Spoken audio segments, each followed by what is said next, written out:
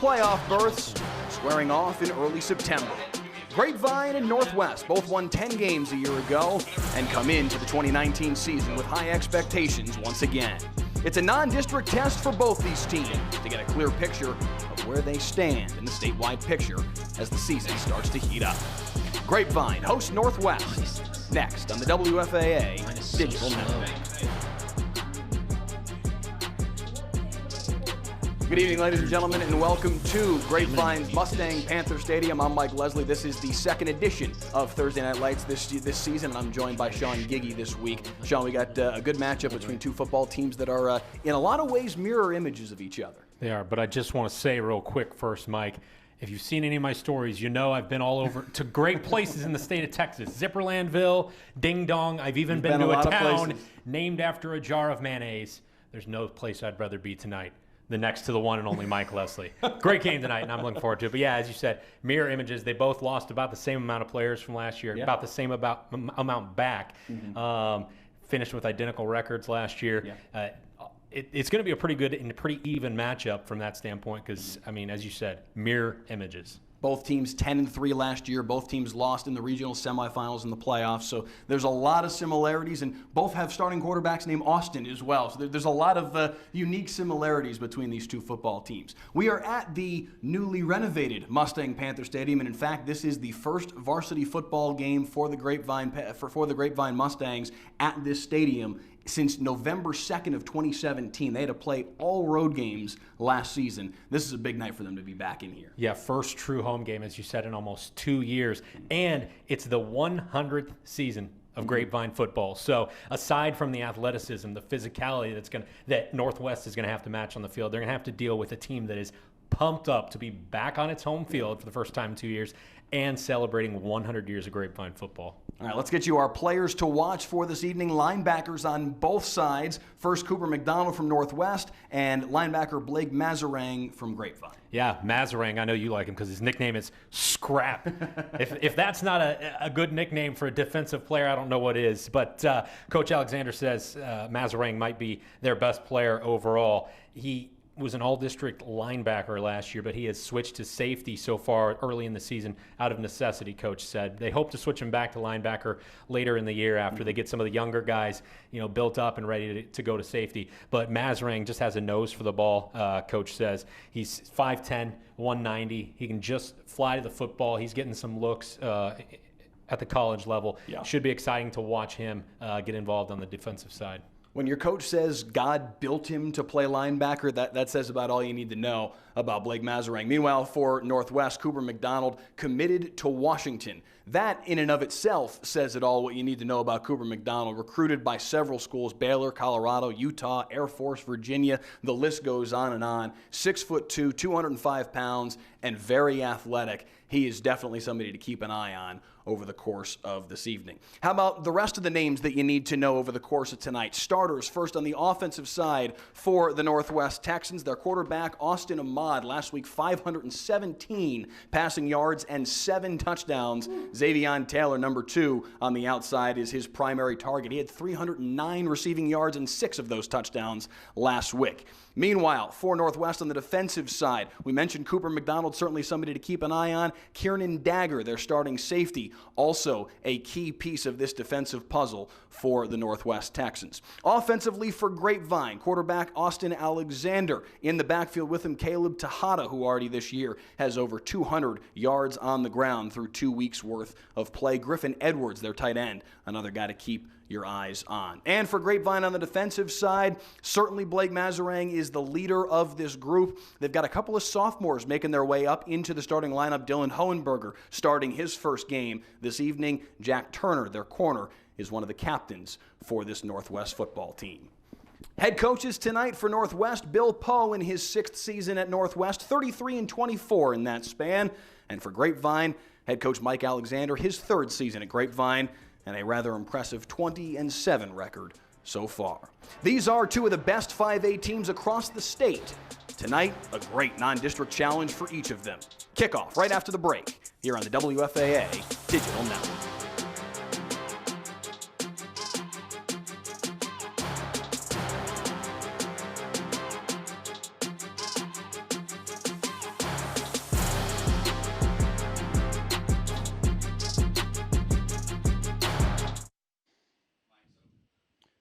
Our captains tonight for Northwest: Andrew Savage, Michael Nichols, Colton Ryan, and Cooper Peacock. For Grapevine, Jack Turner, Austin Alexander, Scrap Mazarang, and Raider Connolly. Those 8 gentlemen at midfield with the officials right now for the coin toss. And, Sean, we're just about ready to go here. I know, going to be a pretty good matchup. 2 evenly matched teams. I know you said it earlier that they're almost mirror images of each other. Identical records last year. Both teams 3 offensive linemen back.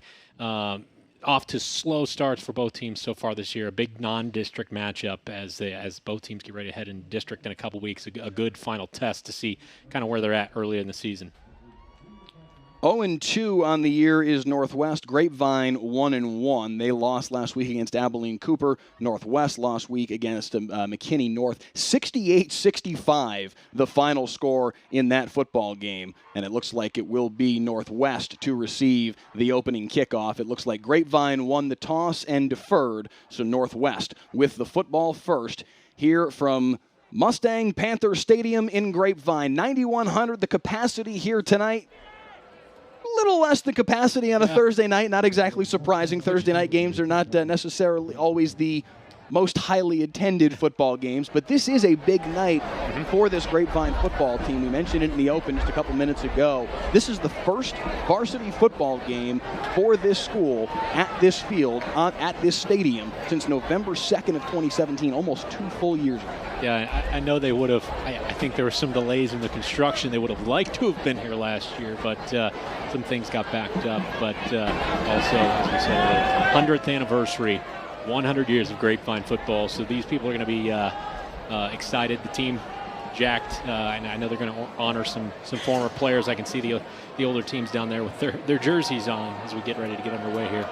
Grapevine is potentially prone to onside kick. They have 2 kickers out on the field right now. They are prone to, on occasion, onside kick, and they can go either way with this kick. This time they will kick it deep. And this will go into the end zone, and Austin Ahmad and the Northwest Texans make their way out on the field for possession number 1 of the day. And they'll start that possession at the 25-yard line. Yeah, you mentioned Austin Ahmad. This Grapevine defense should be the best defense that Northwest will face in the non-district, probably all season, actually. But last week, Northwest, that offense, as you said, Austin Ahmad, the quarterback, 517 yards, 7 touchdowns. 6 of those went to wide receiver, the lone returning wide receiver, and their best one back, Xavier Taylor. 6 touchdowns last week. It'll be exciting to see how they get off to a start here. It's a 4 wide receiver set, as is the common set for Northwest on this first play, but the handoff goes to Kendall Sims, and he rumbles his way up the middle for a first down, so a good start for the Texans offense. Yeah, and just after I mentioned how many passing yards they have, they go right up the middle. Sims does have a nice stat line himself over the course of the season, and especially last week, 202 rushing yards, and he's going to take it on carry number 2 of the day as well, and another first down run for Kendall Sims. Last week, 23 carries, 202 yards, and a touchdown. Also had 3 catches for 37 yards. He had a very nice day last week. Austin Ahmad and Xavier Taylor were certainly the 2 primary offensive weapons for Northwest last week, but Kendall Sims is no one to be slept on. This time on the 1st and 10 from midfield, the pass goes on the left-hand side for Ozzie Henry. Pickup of about 4. Well, and we said both these teams have about the same returning starters returning, and both teams have 3 offensive linemen back. We've seen that a little early on with those 2 early runs. The offensive line is where this team has kind of more experience. 2nd and 5 from the 45. Sims with his 3rd carry of the day. This time, nowhere to run. Nice job by the front 3 of Grapevine's defense. Patrick Stringer, Jack Rollins, Jason Short, the 3 down linemen for Grapevine in the starting defense. As a group, they are bigger than what Grapevine has had in years past. Maybe not as quick as what Grapevine has had in the past few seasons. This is a big week for them, though. Their head coach, Mike Alexander, said they've got to improve on what they've done over the course of the first 2 weeks of the season as a all brand new to varsity group, all 3 of them starting for the first time. So now 3rd and 5 for Austin Ahmad and company. In Grapevine territory, but that 2nd down play went nowhere. 3rd down and 5, Sims picking his way, but he's going to be short of the first down marker once again. And that's going to bring up 4th and about 2, maybe say 1.5. Yeah, about 1.5. And it looks like, as of now, the offense staying on the field. Northwest punter is Daniel Lopez. Haven't seen him run out on the field just yet, but you did see them change personnel. It's going to be Cooper McDonald, their stud linebacker in the Wildcat, pushing his way forward, first down Northwest. He's going to Washington for a reason. Big, strong kid. And I know you talked to Coach earlier this week, and Coach Poe talked about how sometimes McDonald will come off the defense and get some touches on offense because he is just that strong, that good of an athlete. And we saw it right there as he picks up the first down to keep the drive alive. Cooper McDonald, 6'2", 205, and you will see him on occasion in that Wildcat formation. He picks up the first down on 4th and 2. Now back to Ahmad in there, quarterback. Deep downfield for Xavion Taylor, just over the outstretched fingertips of the senior. There is a flag down back at the line of scrimmage, though. On the far side. That was where Xavion Taylor was lined up. And as I don't know if he got a little, it looks like it's on the defense. I didn't see what it was. Looks like it's going to be a 5-yard offside penalty and 1st and 5 now for Austin Ahmad and company. Rick Cluck, our referee this evening. Jack Henrietta, the umpire. Kevin Vorpal, the line judge. We'll get to the rest of the officiating crew after this play. They swing it out on the left-hand side. Ozzie Henry on the tunnel screen. Cross the 30, close to the first down. It looks like he does have it. And they will indeed move the sticks. Armando Alvarado, the head linesman. Field judge is James Wilcox. Side judge Tony Ruiz. And the back judge is Kyle Vorpal. 1st and 10 for Northwest now, 29. And we've talked a lot about Xavion Henry, or Xavion Taylor. I apologize. But Ozzie Henry right there with that catch. Coach Poe said that they've got to keep the defense honest. Obviously, Xavion, very good. Had a huge game last week. But he said Ozzie is a kid that has big playability. Got a good chunk there. Kendall Sims with the handoff here on 1st and 10. Fights his way for about 3.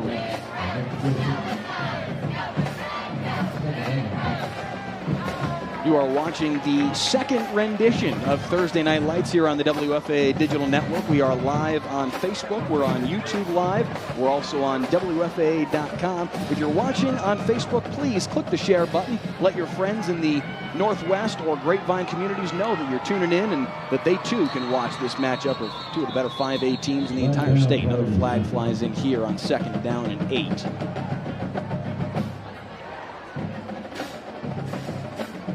Officials still sorting out who the flag is on. Looks like it's going to be against Grapevine once again. Another offside. The cadence from Austin Ahmad appears to be tripping these kids up on the defensive line from Grapevine thus far. And a free 5 yards right there, so now 2nd down and 3 for Northwest. I know Austin Ahmad's got to be pleased with that because last year against Grapevine he did not have a good performance. So far he's commanding this offense and doing a good job. Ahmad with the pump fake, now goes deep into the end zone. He's got a man, and it's right through the hands of Ozzie Henry and incomplete. That was a great throw from Ahmad. Hit him right in stride back corner in the end zone. Unfortunately, Henry could not come down with that. Hopefully that opportunity does not come back and bite them. 3rd and 3 it looks like right now. From here it would be about a 39-yard field goal. Last week, Jacob Kirk for Northwest did kick a 27-yard field goal. Handoff goes to Sims. And no need to worry about a field goal here. 1st down, Northwest. And although their kicker is talented, as Coach Poe told us, last week that was the heartbreak that cost them the game. Yes, it was. 68-65 loss. It was, I believe, 66-65. They scored, tied up. Oh, yes, extra point would have tied it up and sent it to overtime, but it was blocked and returned. And the final was 68-65. So Ahmad looking end zone, just over the outstretched hands of Ozzie Henry. Pass was a little too tall. Couldn't quite make the connection. And I like that Northwest here is they're showing Grapevine, we're not a one-trick pony. We're not going to Xavion Taylor all day. They've been targeting Ozzie Henry here a lot early, and it's nice to get him involved. That pass a little out in front, but the other one could have been caught. but it's trying to keep that defense honest, as Coach Post said. This time Ahmad's going to keep it himself on 2nd down and 10. Still fighting his way close to the 15. So Northwest methodical on this opening drive. Approaching the 7-minute mark of the first quarter. And all 5 of these opening minutes have been Northwest possession. If you're joining us late, Grapevine won the toss and deferred Northwest with the first possession of the day. And they've taken that first possession now deep into Grapevine territory. 3rd down and 7 from the 16. Ahmad looking to the sideline. Offensive coordinator for Northwest is Brad Clark. He's in his 5th season, just as Bill Poe is. They've been together all 5 years. 37 deep over the middle. Xavion Taylor can't pull it in, nearly intercepted right at the goal line. Getting his hands on the football was Keegan Courtney, but he couldn't quite haul it in. Courtney, one of the sophomores that was just called up from the JV. Keegan Courtney, Dylan Hohenberger, who's starting today at safety. Both very recently called up to the varsity. And kids that head coach Michael Alexander says should be expected to be key pieces of this program for the next 3 football seasons. So lining up for a field goal now is Jacob Kirk. It'll be a 35-yarder. Hold is bobbled and taken down at the 27-yard line. Nowhere to go after the bobbled hold. Adrian White comes in to clean up the damage. And Northwest with a very efficient drive, moving downfield methodically. It ends up with 0 points as the snap on the field goal is bobbled by the holder, Xavion Taylor. Yeah, Grapevine takes it back. That's got to take the wind right out of a lot of what you just did right there. Last year, you had a lot of turnovers. You have a chance to come out here and get the lead early, and that bobble snap, not what you want after a good drive. It's Caleb Tejada on the first play of the game for Grapevine, carrying for 2. Already approaching the midway point here of the first quarter. Opening possession of the day for this Grapevine Mustangs offense. Austin Alexander, the starting quarterback. His first year as the starter as a senior. Coach's son. 5'11", 180 pounds, and can run it and throw it. Nice handoff here, though, for Caleb Tejada, and Tejada's got a lot of running room. Big hole opened up, and he's across the 30. Foot race down the left sideline, and into the end zone goes Caleb Tejada. No flags. Touchdown, Grapevine. Wow. The coach told us that, Caleb Tejada, this is obviously his first year as the workhorse back there, but last year, he said they brought him up to varsity against Creekview from JV just to see how he would do. And in that game last year, he had 6 carries for 190 yards. In that game, 6 carries, 190 yards as a freshman. So they decided he should stick around a while, and not a bad start for him so far. He was the number 2 back for the rest of the season after that, matriculated his way into the number 1 running back position over the course of this season, and that is his now 3rd touchdown in excess of 50 yards on the season. That one a 62-yard touchdown run. Extra point is good, 7-0. Grapevine in front. Tejada had a 50-yard touchdown run, a 60-plus yard touchdown reception, and now a 62-yard touchdown run today. Just about 15 seconds after they took possession, and into the end zone goes Tejada, and it's 7-0 Grapevine. Yeah, Grapevine could not ask for a better start offensively, but the Northwest, I mean, that is just a punch in the gut right there. After you could have had 3 on the board, you botched the snap on the field goal. Watch Grapevine march right down the field in a couple plays and score. Northwest got to put that possession behind them and bounce back here offensively if they want to stay in this game. So it'll be Braxton Russell to kick it off. I do have to say, this new press box, this new stadium is quite beautiful, Mike. They had to wait a while to get in here, but it was worth it. This place is fantastic. Yeah. State of the art in every possible way, including up here where we are in the press box.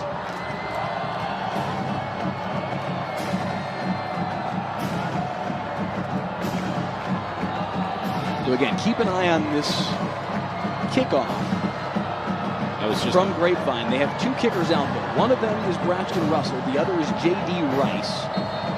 They will both be out there for most kickoffs, if not every kickoff. Either one of them can kick it off, and at any point, they can onside kick it. This one's a little bit of a pooch.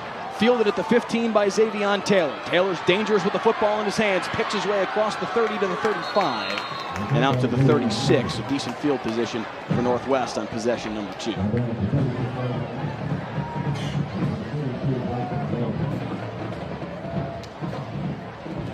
So we saw, Sean, obviously an effective possession, certainly from Northwest first time around, just not able to finish the drive. We'll see if Austin Ahmad and company can repeat the success of the last drive, but just come up with a better conclusion to it this time. Exactly what they wanted.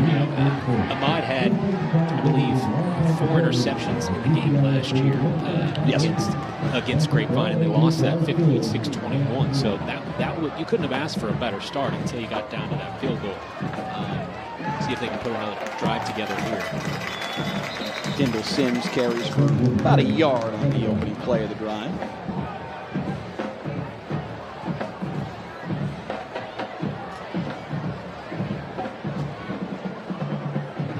I mentioned that Ahmad had 4 interceptions in that game last year. So far through 2 games, none this year. So taking care of the ball and making really good decisions back there. This time he swings it on the left-hand side. It's Ozzie Henry once again across the 40-yard line to the 42. Looks like the ball's on the ball ground. May come out, and they say it's Grapevine football. Grapevine comes up with the fumble. Ozzie Henry couldn't hang on to it after he made the catch. Fought his way to the 42, but knocked back, and he fumbles the football. And Grapevine now takes over in fantastic position at the 41. Yeah, definitely not what you want for Northwest. The defense is really going to have to make a stand. I know there were some growing pains last week against McKinney. So now 5:10 left here in the opening quarter, and Grapevine with an opportunity to seize control early on in this football game.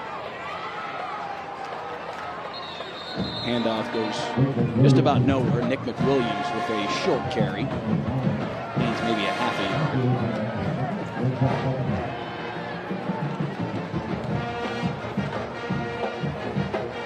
And again, just like Northwest, this Grapevine offensive line, 3 starters back. So that's one of their more experienced groups right there up front. So not surprised to see these runs so far early on. Again, it's McWilliams with the handoff, and again, very little running. Nice job by the defensive front. Cooper McDonald leading the charge for Northwest. We talked earlier today about just how good a football player number 44 in white is. 6'2", 205-pound senior on his way to Washington. Recruited by several schools, including Baylor, Colorado, Utah. Their head coach Bill Poe says he's our ringleader, especially on the defensive side of the ball. Very athletic too for his size, and he was in there snuffing that one out. And sets up now 3rd down and long, 3rd and 8 for Austin Alexander and company. Great drop, pressure, throws over the middle, complete, close to the sticks. Do they have enough for a first down? It's going to be very close in the hands of Griffin Edwards, and he did indeed pick up the first down. Good pass from Alexander there, putting it high where his receiver could get it. And then great job getting across that line. I think he was about a yard short when he caught that and took that initial hit, spun around and got across. And give Alexander credit too, stepping up in the pocket. He had pressure bearing down on his right-hand side, dealt with it, stepped up in the pocket and delivered over the middle. And they pick up the first down as a result in the hands of the big junior tight end. Now the handoff goes to Nick McWilliams once again. Picks his way for about 2. We'll see McWilliams in a little bit of a timeshare with Caleb Tejada. Tejada only a sophomore, 5'7", 170, but he's already showed off the scoots today. 62-yard touchdown run just about 3 minutes of game time ago. And now Grapevine with the football back after the fumble by Ozzie Henry. Trying to go in for another score. This time they're going to swing it out on the right-hand side, and it's incomplete over the outstretched hands of Elijah Steele. And Now once again, a 3rd and long for Grapevine. Alexander's arm going to be tested again here.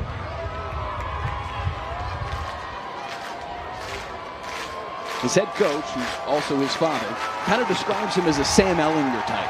He said that he's more of a running quarterback. He said that really his biggest asset, though, is the passion with which he plays this game. He said that his teammates, the rest of this group on Grapevine, they respond to the way that he plays the football game. Very much similar to Sam Ellinger, and this time he's going to step up and throw over the middle, and it's intercepted. Intercepted to the 15-yard line, and back comes Northwest across the 25 to the 26. I don't know if it was Jordan Dunn with the interception for Northwest, and a big turnover to answer the fumble from Ozzie Henry. Yeah, I didn't see who it was, but he had his man open there on the farther side of the field. So I don't know if it was just confusion. The receiver stopped and didn't keep running the in route. I don't know what it was, but he had him. Might have just been a bad throw, but so far these teams, as you can see, a lot of these young guys having to work through some hiccups. We might see a little bit more of that, but I know it's better to have that for both of these teams now than when you get in district play when playoff spots are on the line. Big play to change the momentum back in Northwest's favor. And now here comes Austin Ahmad looking deep downfield for Ozzie Henry once again. Incomplete. Nice coverage, Adrian White deep downfield for Grapevine. Got a hand on it, but wasn't quite able to make a play on it. But very quickly, right out of the turnover, Bill Paul and Brad Clark, two offensive minds for this Northwest program, seeing an opportunity to build on that momentum, and they go deep. Not able to hook up with Ozzie Henry. They certainly had the mindset at that point. Now they swing it out on the left-hand side for Weldon Sherrill. He'll pick up a 3 on the screen. And this is what was working last week for Northwest in that 68-65 loss. There was a lot of these shorter passes that those athletic receivers were then turning into big plays. They didn't have a lot over the top downfield, but the secondary for Grapevine might get tested. It is younger, as we said. Scrap Mazarang playing safety this year. He was all-district linebacker last year, but he was moved back there on a necessity because that secondary for Grapevine is so young. And he will creep forward toward the line in more of a linebacker-type position, too. Austin Ahmad flushed, finds Xavion Taylor, but it's incomplete. Northwest is going to have to punt it away from here. 4th and 8 staring them in the face from their own 28-yard line. Daniel Lopez, the punter for Northwest. Jacob Edwards, Grapevine's punt returner.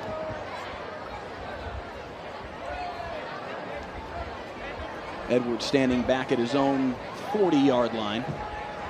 So Northwest not able to do anything necessarily with the interception, but never mind, it's going to go over the head of the punter. I was going to say they were going to be able to flip the field, but instead it's over his head, and that's going to be a safety as long as he held on to the football. I was going to say, as long as he got back. Oh, Grapevine. Now Grapevine signaling safety. One kid was signaling touchdown, but it is safety. The snap out of the hands of Cooper McDonald goes over the head of Daniel Lopez into the end zone, and all that Lopez can do is fall on it for the safety. 2 points on the board for Northwest, and they take a 9-0 lead. We're seeing those mistakes early. I mean, we knew there would be, some hiccups here and there, but surprised how many we've had so far. Just the snapping issues, the long snapping issues, and a turnover each side so far. So 9-0 now our score, and like you're saying, it's been frankly a mistake-prone opening quarter. We've seen the bobbled hold on the field goal attempt. We've seen a fumble from Northwest. We've seen an interception thrown by Grapevine, and now the snap over the head of the punter, Daniel Lopez, and into the end zone for the safety.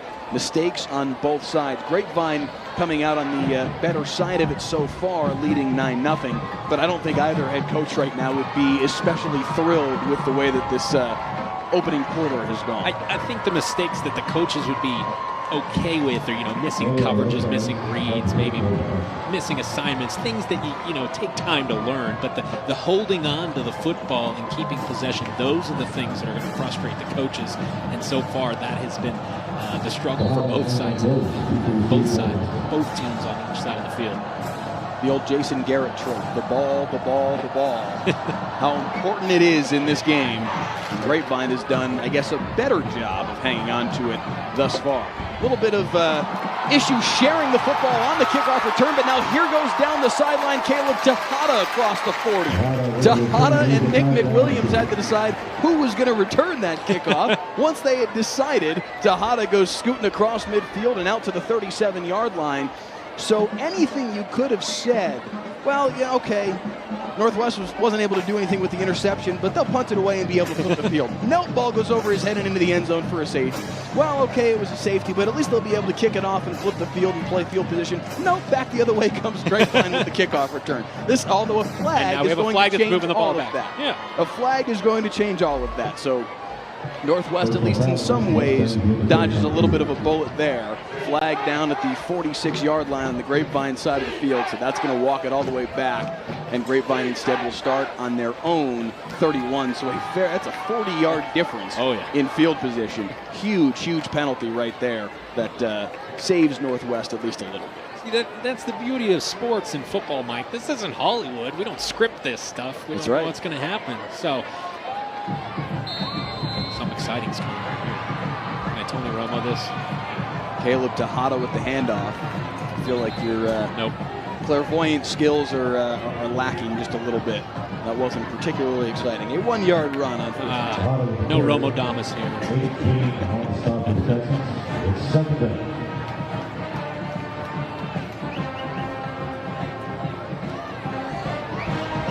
So 2nd and 9 for Grapevine with a 9-0 lead here late first quarter. And off to Tejada once again.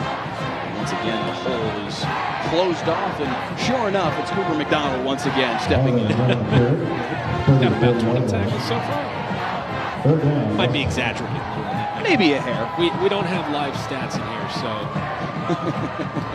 kind of just inflating the numbers so far. But I wouldn't be surprised if he ends up around that number. 3rd down and 6 now. And it may just be the final play of the opening quarter.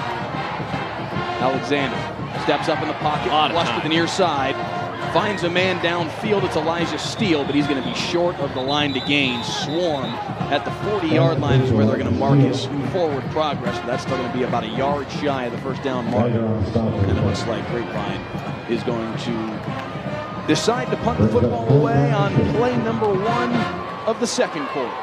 9-0 our score through 1 quarter of play here on Thursday Night Lights. Grapevine leading Northwest. We'll be back right after this. And that is the end of the first quarter. Our score, Mustangs 9, the Texans 0.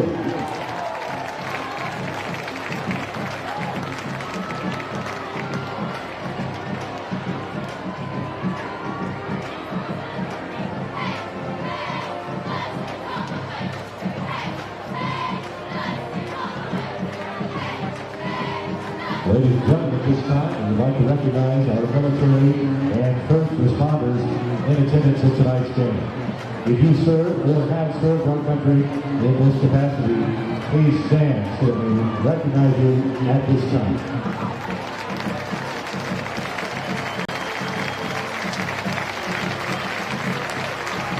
The GCISD community, thank you for your service.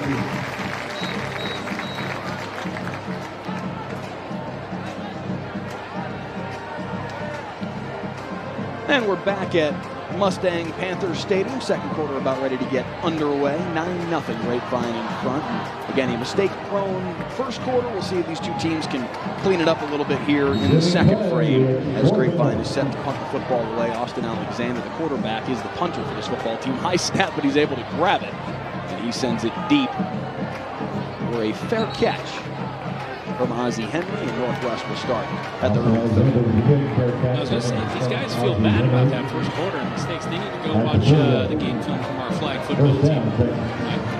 We had a WFAA team last year that was not exactly awe-inspiring. Maybe the worst football the earth has ever seen. think, we just got to be I can't honest here. refute that. We were the quarterback. It was nothing on you. You were probably our best player. It was just I don't know about that. the rest of us yahoos running around right there. And our linemen averaged about 5'6", $150. So that didn't help. That didn't help, yeah. 1st and 10 for Austin Ahmad and company. Swings it out on the right-hand side for Xavion Taylor. His first reception of the game. Gets across the 30 to the 35. Imagine we'll start seeing a little more of him after going to Henry during that first quarter. Getting Taylor involved here. Xavion Taylor's stat line last week was absolutely absurd. 16 receptions, 309 yards, 6 touchdowns. Records, all of them in Northwest history, as Kendall Sims takes the handoff here on 2nd down and 5. He's going to be just a little bit short, depending on the spot here. It looked like he had the first down, tried to get an awful lot more by bowing out to the right-hand side, and as a result, ends up getting taken down short of the first down. It looked like he was, as you said, going to get to that first down marker, but then he started running sideline toward the sideline rather than vertical. North-south, not east-west, is pretty much every coach in the history of the game has said, and this is going to end up costing Northwest here as great defensive pressure from Grapevine in the backfield. Sims with nowhere to go. Garrett Johnson right through that line, untouched, right up the middle. Northwest was in position to move the sticks, certainly on the previous play, and on 3rd and 1, you'd expect to have a better outcome than what they had just there. Instead, a 4-yard loss on the carry from Sims, and they'll have to punt it away once again. That's exactly how our flag football games looked, and exactly why we didn't score until the last game. Let's see if this snap a little bit more on target. They come after it, trying to block the punt. And as a result, a fair catch called for and made by Jacob Edwards of Grapevine, and they'll start on their own 30. So we've had quite a few punts now, back and forth. I'm a little surprised. Well, especially given Northwest played a 68-65 game a week ago, and given that last year Grapevine put up 56 points in this game, it would not have been out of the realm of possibility, and frankly, it still isn't, only 2 minutes into the second quarter, for us to see a track meet break out between these two football teams. But at least so far, it's been a little bit of a slog getting into the flow of this football game. Caleb Tejada with a nice hole off the left side, hit hard as he gets across the 35. A nice hit from Christian Robertson coming across the formation to take him down after a pickup of 6. Yeah, and as you said, that first quarter was sloppy. Most of those drives in the first quarter for each team were moving the football. So it's surprising that we don't have points on the board. But if they get those mistakes now, we might see the scoreboard start to light up a little bit more. 2nd down and 4 for Austin Alexander. Swings on the near side for Elijah Steele, and Steele's got a block. Looks like that block is going to be an illegal block. We're going to have a hold here, as it appears, on the near side. Head Lorenzo Armando Alvarado dropping the flag on the 36-yard line.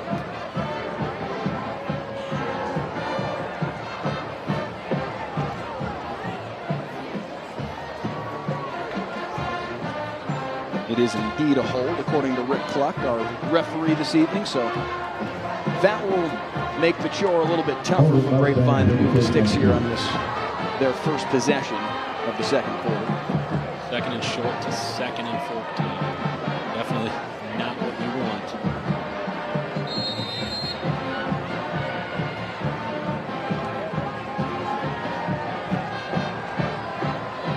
Alexander in shotgun once again. Ben Guerin, Jacob Edwards, the 2 wide receivers to the outside, but he's going to hand it to Tejada again, and Tejada with nowhere to go.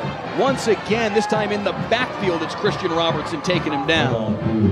The senior linebacker stepping up big time in his first year as a starter and showing that over the course of the last couple of plays. I do have to say, I am impressed by the Northwest defense so far. After giving up 68 points last week, and Grapevine putting up 56 on him last year, you would think that with all the new guys in there that Grapevine would be able to move the ball a little better. Obviously, they've got new guys as well. But Northwest defense, aside from the mistakes that has allowed the scores, have done a pretty good job so far. On 3rd and 16, deep over the middle, incomplete. Tried to find Elijah Steele, but way too tall. Now Grapevine's going to have to punt it away once again. Mike, Leslie, and Sean Giggy here with you from Mustang Panther Stadium in Grapevine. The first game here at this stadium, at least for Grapevine. There was a Colleyville Heritage game here a week ago. But the first game here for the Grapevine varsity football team since November 2nd of 2017, nearly 2 years ago. So a big night for these kids and this program. Their head coach, Michael Alexander, said, we've practiced here, but we haven't had a chance to play a game here in a very long time. This punt from Alexander is sent directly to the sideline, goes out of bounds. Where are they going to mark this? That's going to be great field It position. landed parallel with the 40-yard line on this side of the field. I don't know where it went out of bounds. Referee. He's still coming. You can see where he finally stops. Going to be at the 37-yard line, so outstanding field position for Northwest and an opportunity to perhaps chunk their way back into this football game a little bit. They haven't been able to find a whole lot of offensive rhythm since that opening drive. Yeah, that opening drive was impressive. A couple big runs and working the ball around to their different receivers. Let's see if Taylor gets involved a little more here. So 1st and 10 for Austin Ahmad and company from the +37. That'll help. Let's see if they can do something with it. Ahmad looking on the right-hand side, and it's nearly intercepted. Scrap Mazarang had nothing but daylight in front of him. That had pick 6 written all over it. Now Mazarang is down. I don't know if he... Holding his left knee, this would be a big blow for Grapevine. And I don't know that that was on the play, or rather the frustration after he missed that. He was jumping around frustrated, and I think that might have been when he tweaked something, as you said, looks like his knee. So frustration of the interception, and then afterward, even it's going to be more frustrating for him if this turns out to be something serious here. Scrap Mazarang on his back at the 42-yard line. Very nearly had what easily would have been a pick 6. He had nothing but green grass in front of him, cut in front of the route beautifully, played it brilliantly. Couldn't quite hang on to the football. And as you said, Sean, I think in the aftermath, in the frustration about not making that play, may have hurt his knee, hopefully not seriously. But he is still down at the 42-yard line. He is a kid that has been described multiple times to us by head coach Michael Alexander as the best player on this football team. He brings a lot to the table in terms of his intensity, certainly, but just his ability to make plays on the defensive side of the ball. That is what, Michael Alexander, kind of preaches more than anything else. Yeah, that is going to be a big blow, and if it's serious, and not just tonight, but the rest of the season, as you said, him being the best player on the field, and as Coach Alexander said, his natural position, his God-given ability, God created him to play linebacker, and he was all district there last year, but he's been playing safety so far this year, but they were excited to get ready to move him back to linebacker in a week or two. And if this is serious, not only are you going to have a young guy take his place in the secondary, you're going to have those young guys continue to step up at the linebacker position. Mazarang is back on his feet now, but he's being helped off the field. It does not appear that he's putting much of any weight on his left knee. And as he started to try and walk there, he grabbed at it again. He's not going to put any weight on that left foot. Every time he tries to, he stops all over again. Yeah. A round of applause from the stands here at Mustang Panther Stadium for a gritty, tough linebacker. I mean, again, like you said, when your head coach says God built him to be a linebacker, I mean, that says it all. He's a captain for this football team. And he's a kid that also was going to follow. We talked about Xavier Taylor and just how talented he is for this Northwest offense. In a lot of ways, Mazarang, the game plan was for him to, at least if Taylor was to the field, that was what we were told. If Taylor is to the field, then Mazarang was going to take it. Every time that he had an opportunity to be matched up with him, he was going to be. And now Scrap Mazarang still not putting any weight on that left foot as he makes his way to the bench and takes his seat. We'll keep an eye on him and see whether or not he's able to make his way back out on the football field, but it certainly doesn't look promising, at least as of right now. Sure enough, on the very next play, here goes Northwest to Xavier Taylor. and across the 30-yard line. Yeah, and you hate to see that, not just for Mazarin and for defensively for Grapevine. But Mazarin, you know, the only guy that's really getting some big looks right now is the tight end, Griffin Edwards. But Mazarin, coach seemed to indicate that he's got chances to play at the college level. And you want to have that senior season to show those schools that you can play and get those offers. And if he's going to miss significant time, you got to feel bad for the kid. So hopefully it's nothing too serious. Xavier Taylor trying to get to the outside on 3rd down and 2. Flag flies in. He's across the 10 to the pylon. The official's already waving his arm saying that this is not going to be a play that stands. He was the one who threw the flag, so he didn't even bother to raise his hands for whether it was a touchdown or whether, you know, where Taylor went out of bounds. If he did, he threw the flag from back near the goal line, landing at the 21. He did get in the end zone, but that one is definitely coming back. It was 3rd down and about 1.5 yards.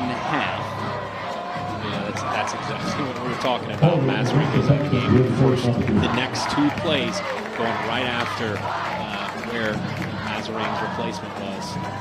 So those guys in the secondary are going to have to step up if Mazarin is out for the rest of this game.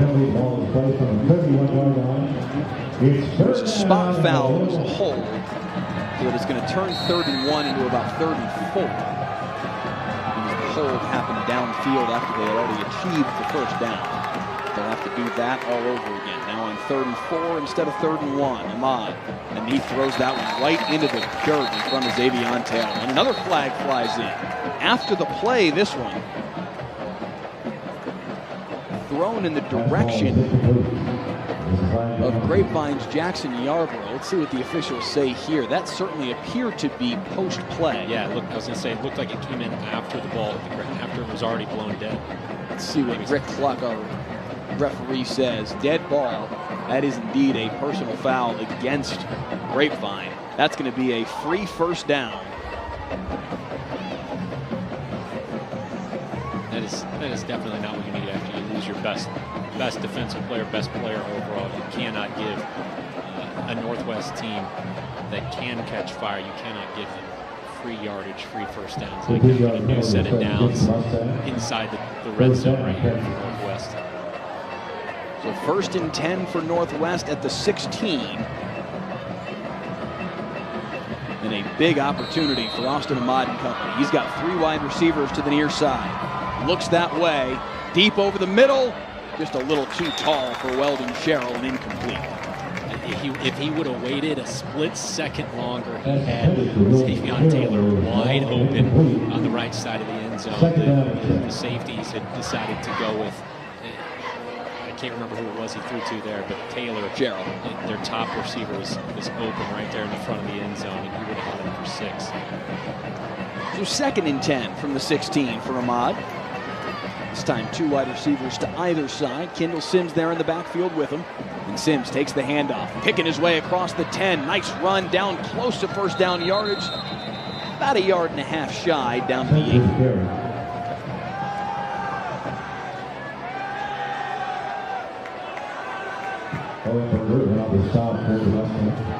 We do appreciate you being with us here on week 2 of Thursday Night Lights here on the WFAA Digital Network. We're live on Facebook, YouTube Live, and on WFAA.com. If you're on the Facebook stream, please click share. Certainly if you're in the Grapevine or Northwest communities, let the rest of the community know that they too can tune in here on 3rd down and 2. The handoff goes to Sims, bowling his way up the middle, close to the end zone, just shy. 1st down though, and it'll be 1st and goal for Northwest. Inside the 1. Cooper McDonald is on the field right now. We saw him take the direct snap in Wildcat earlier on that 4th down that they converted on their opening possession. Austin Ahmad, though, is on the field as well, and it appears he'll take the snap here on 1st and goal at a shotgun. Handoff. Flags fly in before they can even do anything. That may have been a read option play between Ahmad and Sims. The flag is going to knock them back 5 yards, the false start. We'll make it 1st and goal from the 6. I was just about to say, this drive only started at the 37, but Northwest had done a good job of chunking away and getting down to the 1. And cutting out the mistakes on this drive, and there goes, right as I was about to say that. Still, though, good position to get on the board here and get this game close again. Midway point of the second quarter. The Northwest trying to cut into this 9-0 Grapevine lead. Austin Ahmad looking right. Has a man back corner of the end zone. Kicked and nearly caught by Xavier Taylor. That ball was a little underthrown, but nearly wound up in the hands of Taylor anyway. Two guys there gonna wish they made that catch. One on each team.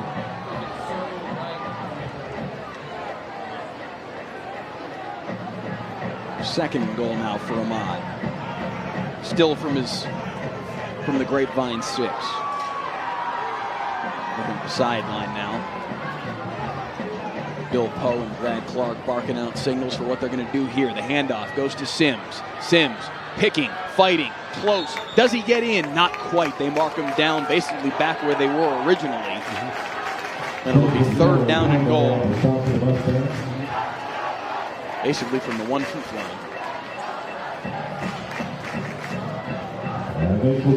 This has got to be where you go, Cooper McDonald, right? That's what I was just about to say. And there sure he enough, is. Out of the Wildcat. I was looking big for him. 6'2", 205-pound Cooper McDonald. I didn't see him at first, but sure. Let's see if you can stop him. Dives his way, and they stop the play. And a timeout called by Grapevine. They saw Cooper McDonald come out of the huddle in the quarterback position. Just got that timeout called in time, because it looked like he did get it across. I imagine Northwest ain't changing the play call here. I imagine Cooper McDonald's going to get the ball again. So Grapevine going to try and figure out how they stop a big, strong kid like that with just under 8 yards to get in the end zone here. It says a lot when you've got a kid like Kendall Sims. He himself is not a small kid, 6'1", 185. Last year had 202. Last week had 202 rushing yards and a touchdown. And if you're Northwest, you can say, let's up the ante even from there to Cooper McDonald in 6'2", 205, and say, go ahead, try and stop this kid. I know you say 6'2", but I was out on the. I'm 6'4". I was out on the field earlier, and he looked like he was eye to eye with me, and he ain't as scrawny as me. I can tell you that. So probably not. I mean, I put up. Well, you're a strapping lad. You don't call yourself scrawny. It's all in my gut. I am 215, but it's all that spare tire right around here. So here we go once again out of the timeout with third and goal from about the half-yard line. McDonald again in the Wildcat. Sends Taylor in motion. Takes the snap. And again whistles. What is it? The flag flies in this time. And it's going to be a false start against Northwest. And that's going to knock them back again to the 6-yard line. Twice they had a first down inside the one. And now a third down inside the one. Each time getting back up on the legal procedure. 5:28 to play here in the second quarter. Grapevine scored a touchdown on their opening possession.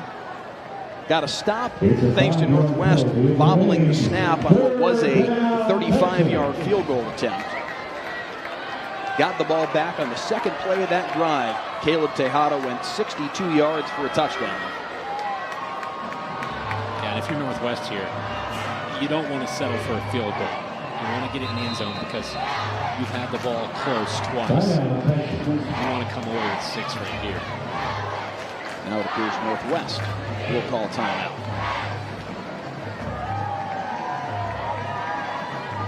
That's Northwest's first timeout called so far this evening. Just about the midway point of this second quarter, and I beg your pardon, Caleb Tejada's touchdown run, I was kind of cheating him 10 yards, 72-yard touchdown run. Line of scrimmage on that play was the 28-yard line, 72-yard touchdown run at the midway point of the first quarter. And then shortly thereafter, about 4 minutes later, the punt snap that went over the head of Daniel Lopez, Northwest punter, and into the end zone. All he could do was just fall. And that safety led to the 9-0 tally that we sit with right now here in the second quarter. And Tejada last week, 134 yards and 1 touchdown. Already on that 1 carry, as you said, about 70 yards. About halfway to last week's total, and already has that touchdown.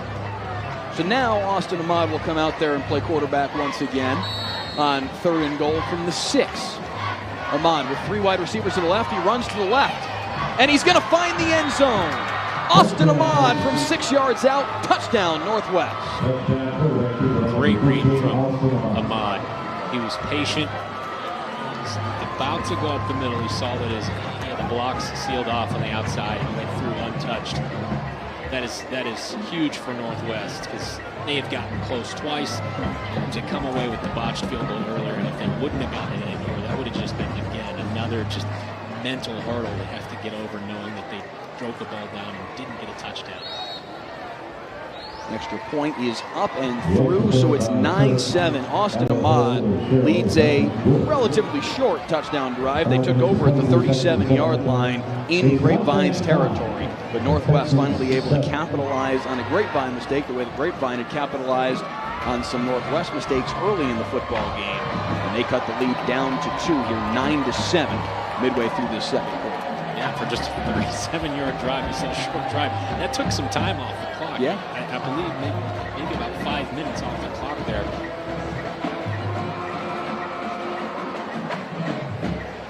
These are 2 teams that played a game last year that was much different than this one. Grapevine won that football game 56-21. Now, these are very different teams than the 2 teams that played in that game. Both these teams have lost a few key kids to graduation. Northwest lost 3/4 of their wide receiving core. The only starter back from what was a very, very dangerous 4-man wide receiving core is Xavion Taylor, who's had a sensational start to this 2019 season. Grapevine certainly lost some key pieces, the quarterback, the running back from last year. So very different football teams, but so far tonight a very different football game. This kickoff from Northwest is a short one, fielded at the 27-yard line with some running room for Grapevine, and getting across to the 39-yard line is Ben Gare. Yeah, last year that game at halftime, 35-21, Grapevine was in front. Neither team might not even reach double digits here in the first half. So obviously, as you said, a very stark difference from last year. Seeing some comments on our Facebook stream. Denise Hayter saying, thanks for streaming, watching from Boston. Let us know if you're watching on Facebook right now. Hop in the comments. Let us know where you're watching from, who you're tuning in to see as flags fly in here on 1st and 10 once again. It's going to be a false start against Grapevine, so they'll be in a 1st and 15 situation to start off this drive. We're also seeing John Vincent Choirboy Lasker, a friend of ours that is usually in the comments on these broadcasts, wondering why in the goal-to-go situation, especially when they were down on like the half-yard line, why not just go under center and push the ball in? This is a Northwest team that it is very rare for them to go into center. It's just stylistically they are a shotgun team, and frankly that's become the case for a lot of high school football across Texas, heck, across the country. Shotgun has taken over. This time out of shotgun, is swinging on the right-hand side. Nice move to dance across and get a first down. Jacob Edwards out very close anyway to the first down marker. They are indeed going to say that is first down yardage out to the 49 on 1st and 15. Yeah, that looked like he was barely going to get back to the original line of scrimmage. He snuck through there. Great effort from Edwards to get that first down. Seeing a couple of folks watching from Burleson on the stream. As the first down carry goes for about 3. I'm not surprised we have viewers from Boston. They don't have any good football up there. Julie Mayat Odell says she's watching from Keller, watching her nephew, Cooper McDonald. You're watching a good football player. My mom's watching in Indiana. There you go. I don't know if she cares about football. 2nd down and 8, and Alexander's got all kinds of time. He has to scramble, gets around McDonald, and he's close to the first down. Does he have it? Yes, he does. What a great move to get around one of the best linebackers in all of Texas in Cooper McDonald. Austin Alexander dances around him, gets the first down, and Grapevine now pushing their way into Northwest territory. That's exactly what his dad, his head coach, talked about. He's not going to wow you with his throwing ability, but he's got that athleticism and can run the ball and make plays when he needs to. This time on first down, not a whole lot of running for Caleb Tejada. We're getting down late in the quarter here. Alexander, the quarterback for Grapevine in week 1, in the final 2.5 minutes, they had to go 96 yards to get the score, and he took the team 96 yards from the 4-yard line all the way down the field in the final 2.5 minutes. I mean, he's a gritty player. He's not going to wow you in any way, but you saw it on that last run there, just making it happen, finding a way to get it done. Second down and 10 now for Grapevine from the 38-yard line on northwest side of the field. Alexander, straight drop, flush to the left, still looking downfield. Now he's going to tuck it and run. Across the 35, ducks out of bounds at the 30 as he's pushed out right there, short of the first down mark. Third and 2. Right at the 30-yard line. It's been interesting to kind of watch the chess match between these two coaching staffs and trying to figure out what the flow of this game is going to be. It's been a little bit choppy at times. Some of the mistakes have been, kind of thrown, I got to imagine, kind of thrown these coaches for a loop a little bit because you're not expecting some of these plays to pan out the way that they have. But a nice drive here from Grapevine, and they've got a chance to move the sticks again here on 3rd and 2. Alexander hesitates. He's met right at the first down marker. They're going to say it is indeed a first down. He took a hit right at the 27-yard line, but he's got just enough to move the sticks. Yeah, he's only carried the ball 19 times through the first 2 games, but he's getting his work in on this drive, and he's doing a good job picking up a couple first downs in the last few carries.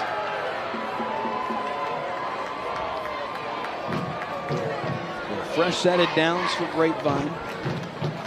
27-yard line of Northwest, and under 3 minutes now and moving here in the second quarter. Tejada with the handoff. Breaks the first tackle, but not a whole lot of running room after that. Maybe a pickup for 2. Tanya Lyons Gentry in the comments here on Facebook says, shout out to the Northwest band. Tanya, you'll be seeing both of these bands here at halftime. Northwest and Grapevine will take the field for 14 minutes each, and we will bring the performances of these two bands to you in their entirety over the course of the halftime show. Mike Leslie will be seeing you. I will absolutely not. That will be my only opportunity tonight to rest my voice. That ball nearly caught over the middle. That would have been a sensational catch from Jacob Edwards as he skied for that on 3rd down and 8, but couldn't haul it in. And now a decision here for Grapevine. Beg your pardon, that was 2nd and 8. This will be 3rd and 8.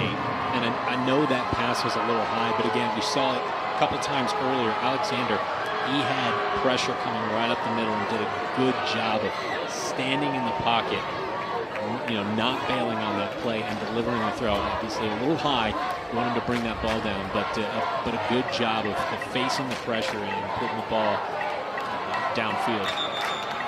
So now it'll be 3rd and 8, and now a timeout called by Grapevine. That is their 2nd timeout here in the opening half. Comment here from Amy Albano. Says she's watching from New York, cheering on her cousin, number 51. Amy, I'm curious, is that number 51 for Grapevine, Matthew Pavlison, or is that number 51 from Northwest, Zane Brewster? You didn't specify which team. We don't know which number 51 you're cheering for. 9-7 our score right now. 2:03 on the clock here in the second quarter. We'll keep an eye on the stream and see if we have an answer from Amy over the course of the next couple seconds here. But certainly a lower scoring football game than we probably expected thus far, but the relatively close football game I think that we expected tonight. These are two teams that are very evenly matched and that are very similar to one another. So the fact that it's a 2-point football game right now as we approach halftime, not a big surprise.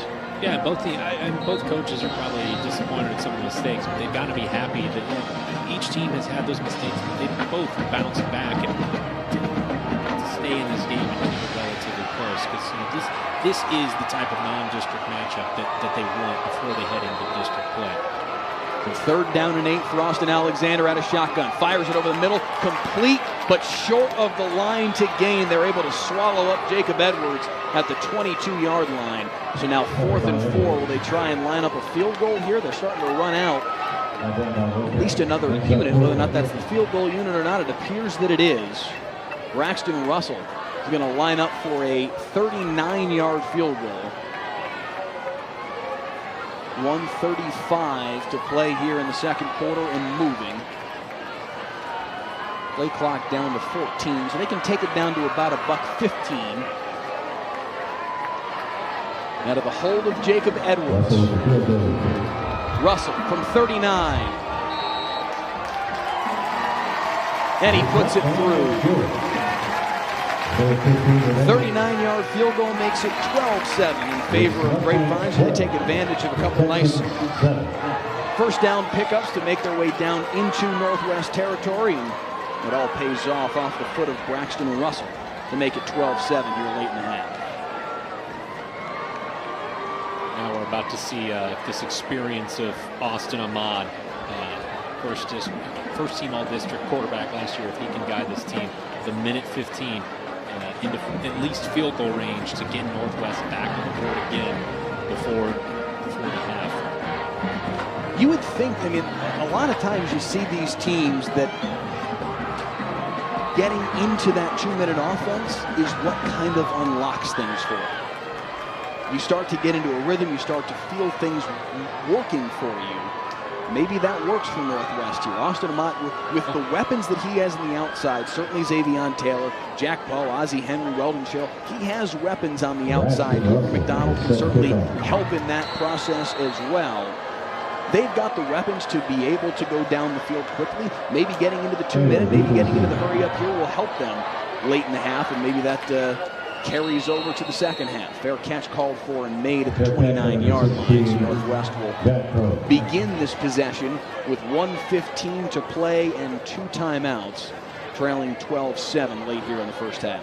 And the other thing with that, you talk about the 2-minute offense, that faster tempo, especially when you have a defense that's got younger players in the secondary. You keep them guessing because they have to stay out there. You're not allowing substitutions. That's another thing that might play to their advantage is you've got an experienced quarterback from Northwest. You've got an experienced line. That may help to keep the defense on its heels. So they might, if they can get something going here, this could open up the offense for them as they head to halftime coming in the third quarter. Here comes a mop and a flag, and it's going to be a delay game, so they're going to start from 5 yards further back in this possession.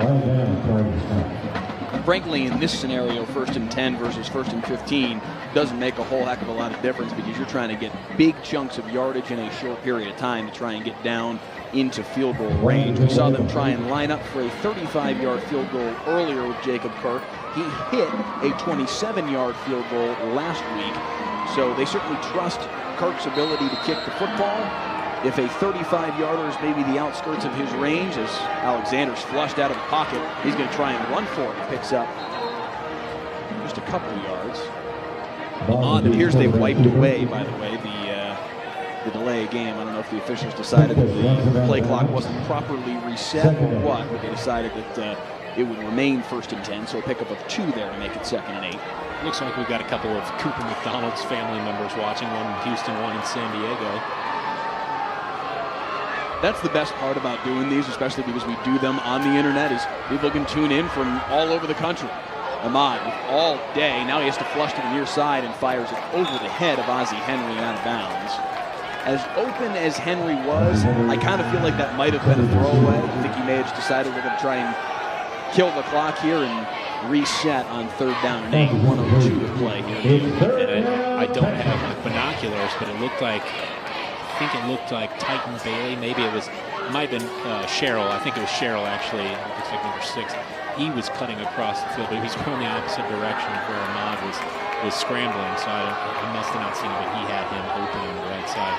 This time it's Taylor getting a block. Taylor across the 40 and across the 45 out of bounds. Flag deep down the near sideline, thrown by the side judge. We'll try and check what that flag is for. He was way downfield away from the play.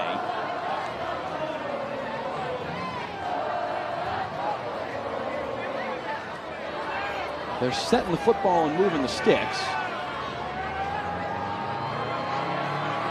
So whatever it is must have been against Grapevine, I imagine.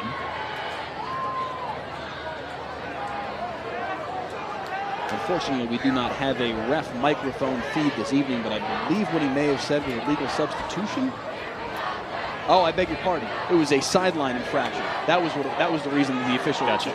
He's down the near sideline. The side judge, the one who threw that flag, Tony Ruiz, as he comes backpedaling down the sideline, he must have been clipped by a coach or something along those lines.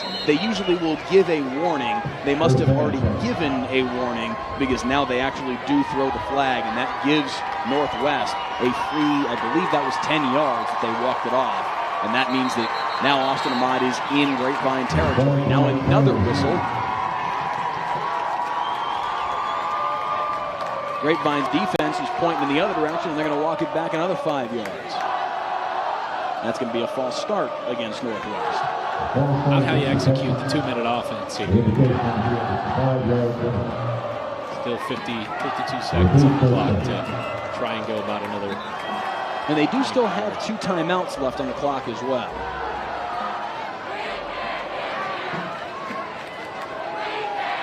So 1st and 15.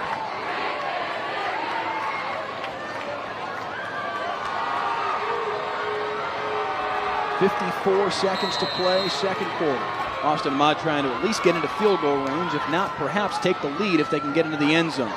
Swings it on the near side for Taylor. Taylor's got a little bit of running room, but eventually the tunnel screen is walled off as he gets across the 35. Pick up about 10. Safe 9 and sets up 3rd down and 6. My mother says she cannot hear me very well. That's because you're in Indiana, Mom.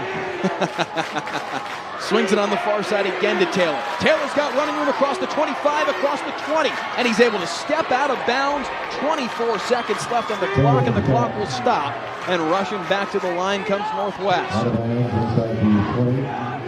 Inside the 20 at the 18. Now you're in field goal range. It'd be about a 35-yarder from here. We saw them line up for a 35-yarder from Jacob Kirk earlier. That was the one where they bobbled the snap and they weren't able to get the kick off. But they're at least within Kirk's range now.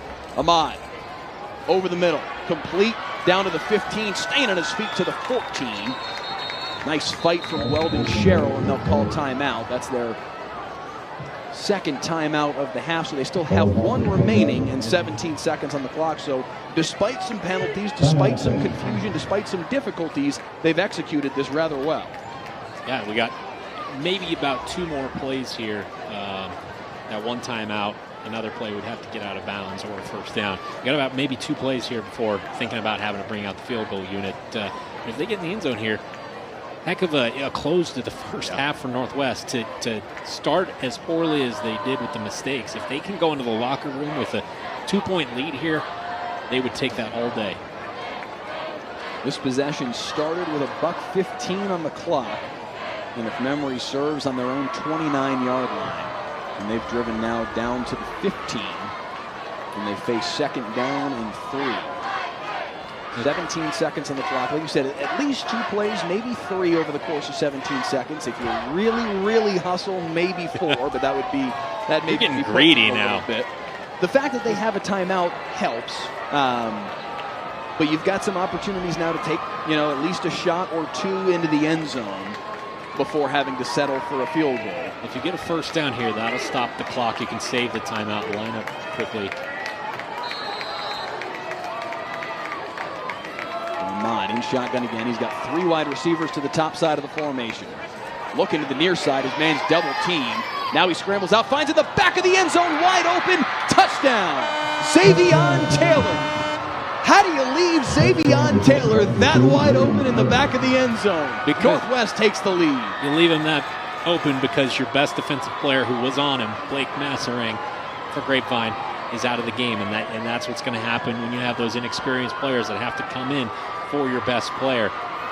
But heck of a close to the first half here for Northwest to go from those early mistakes, the botched field goal, the turnover, to now taking the lead. Extra point is up and through off the foot of Jacob Kirk. And Northwest, late in the half, driving down the field, 1 minute and 6 seconds that possession lasted. And they find the end zone with 9 seconds left in the second quarter. Austin Ahmad to Xavion Taylor. And Northwest has taken the lead. And we talked about earlier how, this isn't scripted. Anything can happen. I'm sitting here saying Northwest going into halftime with the lead, but we still got a kickoff. So, crazy things happen sometimes. Grapevine's kickoff returner is Caleb Tejada. Nick McWilliams will be back there with him. Certainly talent in those two individuals to perhaps make a big play. So you make a good point. There is still time for things to happen here before we officially get to halftime. But certainly very impressive what Austin Ahmad and Northwest offense just did, working their way down the football field very efficiently, fighting through some penalties, fighting through some bizarre circumstances. They did get the assist of the penalty on the near sideline for the sideline infraction from Grapevine. That didn't hurt.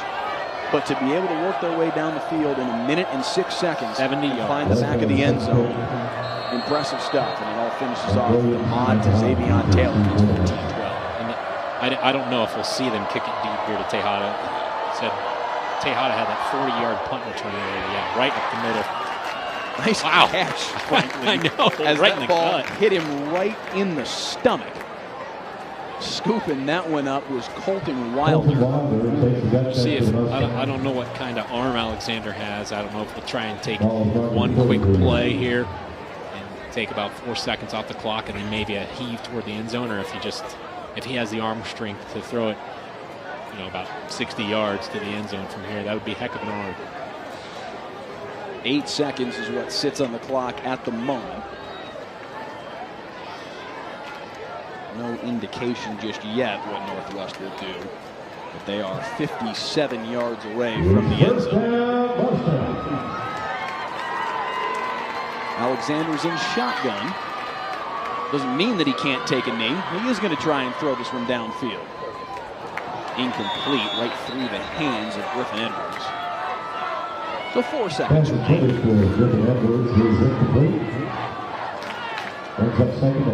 I wonder if maybe they were trying to just chunk 10 yards or so off to give him a chance to try and heave it into the end zone. That's what I think. So now for Northwest, I'm surprised that they haven't dropped guys back a little deeper.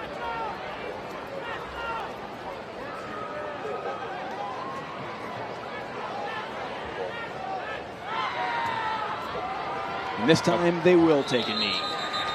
14-12, our halftime score. The Northwest Texans with a 2-point edge over Grapevine. A 70-yard touchdown drive in the final minute and 15 seconds, engineered by Austin Ahmad and capped off by an Ahmad to Xavion Taylor 9-yard touchdown pass right before the break to give Northwest this 14-12 lead. An impressive finish after what was admittedly a sloppy first quarter. The second quarter, both of these teams started to kind of figure out what the game flow of this is going to look like.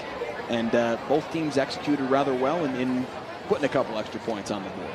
Yeah, you said it, the mistakes dwindled down there in the second quarter. A few penalties, but no turnovers. Still our fair share of penalties, no doubt. Yes, no doubt. But the turnover, and I think the coaches would maybe be more inclined to be okay with those penalties with young teams like this. It's the turnovers. As you said earlier, the Jason Garrett school, football, football, football, protect the football. They did that in the second quarter. We have a game now in our hands. We absolutely do. 14-12 our score right now, but for the next 28 minutes, you guys get to enjoy the bands from each of these respective schools. Sean and I will step aside and let you guys enjoy the halftime show as both bands perform between now and the start of the third quarter. We'll see you guys in just a little bit.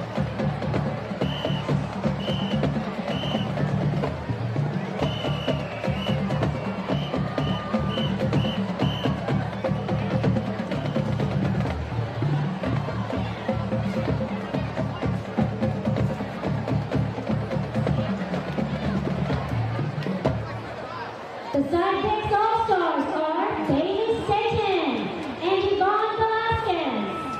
The Sidekicks Social Officers are Historian Alexa Vasquez, Vice President Macy Cuthbertson, and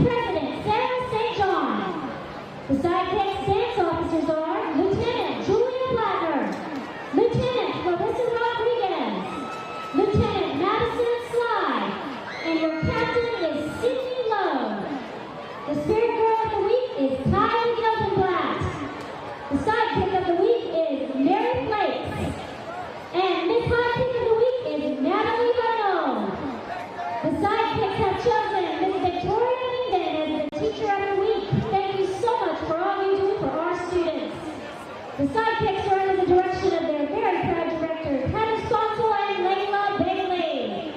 This evening's performance.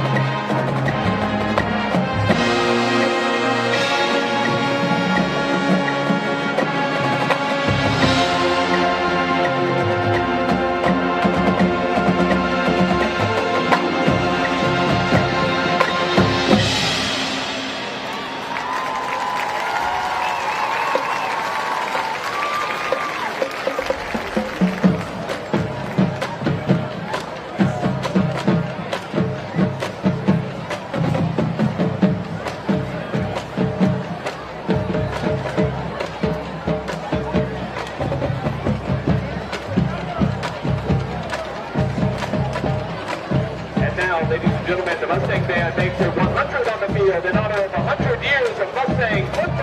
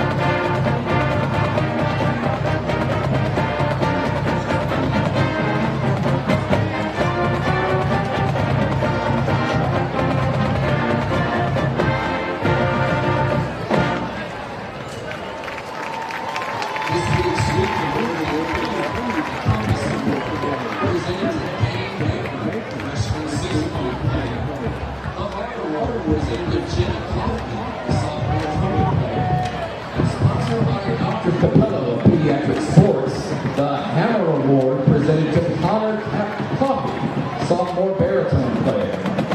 The Mustang Band would like to thank our sponsors, Pediatric Sports and Spine Associates. The Grapevine High School Band playing their way off the field in the form of a 100 football seasons. For the Grapevine Mustangs, this is season number 100. They started in 1920, and here in 2019, you go 1920 to 2019, inclusive of both years on either side. That's 100 football seasons. So that is where things stand right now for the Grapevine football program writ large. But on a micro scale right now, looking at this football game, they trail by 2 at the halftime break against the Northwest Texans. Northwest's Austin Ahmad throwing his first touchdown pass of the day just 9 seconds before the halftime break, finding Xavion Taylor after they drove down the field from their own 29-yard line to take a 14-12 lead at halftime. And that is where things stand right now, as we are just about maybe a minute or so from getting the third quarter underway. And a big reason that Ahmad to Taylor connection really started opening up their second half of the second quarter was because Grapevine's number one player on defense, their best player on the entire team, but on defense, we can see him down there on crutches right now. He's got his shoulder pads off. Blake Mazarang. He went down with, we're not sure. It looked like he was holding his knee area. He's I think we can confidently say a knee injury. The severity of that, certainly we're not sure at this time, but we can say with an awful lot of certainty he won't play again this evening, and that is a big blow to this Grapevine football team, whether he's out just for the balance of this football game or if he's out for an awful lot longer than that, we're not sure. Whatever the span is, it's a loss for this football team because he's a very, very good linebacker. Yeah, but as Coach Mike Alexander said, they already had a lot of young guys, and we've got to grow up quickly. In the first week of the year, they had already lost Tanner Salmons to a broken rib, who was a starting safety, and Mazarang, who was all-district linebacker last year. He was playing safety, I think, in part because Salmons was lost to that broken rib. So now you have Salmons out with a broken rib. Quite possibly your best player, Mazarang, who's on crutches right now, possibly him out for a while. So it's time to shine for these young guys on defense for Grapevine. But also, it's time for your offense to step up. You know that Northwest is probably going to keep attacking that part of the field with Xavion Taylor. The Grapevine offense has got to come out here and execute a little better than they did in the first half.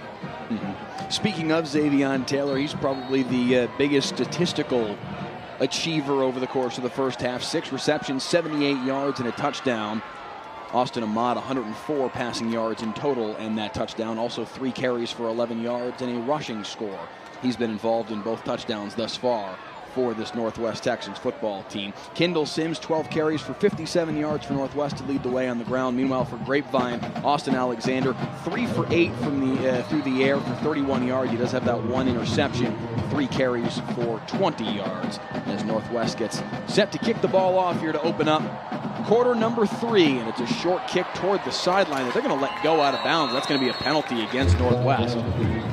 I understand trying the directional kick, but you don't want to kick it that far to the side. And wisely, Grapevine lets that run out of bounds. Just to finish off the stats real quick, Caleb Tejada, 9 carries, 86 yards, and his 72-yard touchdown run in the first half. Jacob Edwards, Griffin Edwards, and Elijah Steele, each with a catch apiece, with 3 completions so far today for Austin Alexander. Total yards, 175 to 142 in favor of Northwest. Passing yards, 104 to 31 in favor of Northwest. Grapevine with the edge on the ground, 111 to 71. 6 penalties in the first half against Grapevine for 42 yards, just 2 penalties against Northwest, 2 for 10 yards, and both teams turn the football over. The penalty against Northwest on the kickoff will set the football at the 35-yard line. That's where Austin Alexander and company will start their opening possession here in the third quarter. And I wouldn't mind seeing Griffin Edwards getting a little more involved here for Grapevine. As Coach Alexander told us, he's really the biggest one right now that's getting looks. He's got an offer from SMU, their tight end, right here on the near side. He's only got 1 catch tonight, 1 catch last week, but see if he can get more involved here in the second half. This time it's Elijah Steele on the first play from scrimmage for Grapevine, and nowhere to go on the screen. Picks up maybe a yard. Now, this is going to be very key for Grapevine to extend these drives and take time off the clock, because you know your defense is hurt. You've got to keep them off the field and rested. They aren't one to eat up a whole lot of the play clock, though. As you see right now, 16 on the play clock, and they're snapping the football right back at the line. This time it's swung out on the right-hand side for Caleb Tejada. And he dances his way out of bounds at the 43. Going to bring up 3rd down and 2. It's just not their style of play. They like to be get up and go, but you're right, that's potentially to the detriment of their defense. Well, and I don't necessarily mean eating up, huge chunks of the clock, because obviously, as you said, that's not their style, but a 3 and out is not eating up much time. You got to at least try and get a few first downs to take up a couple, or 2 to 3 minutes off the clock here.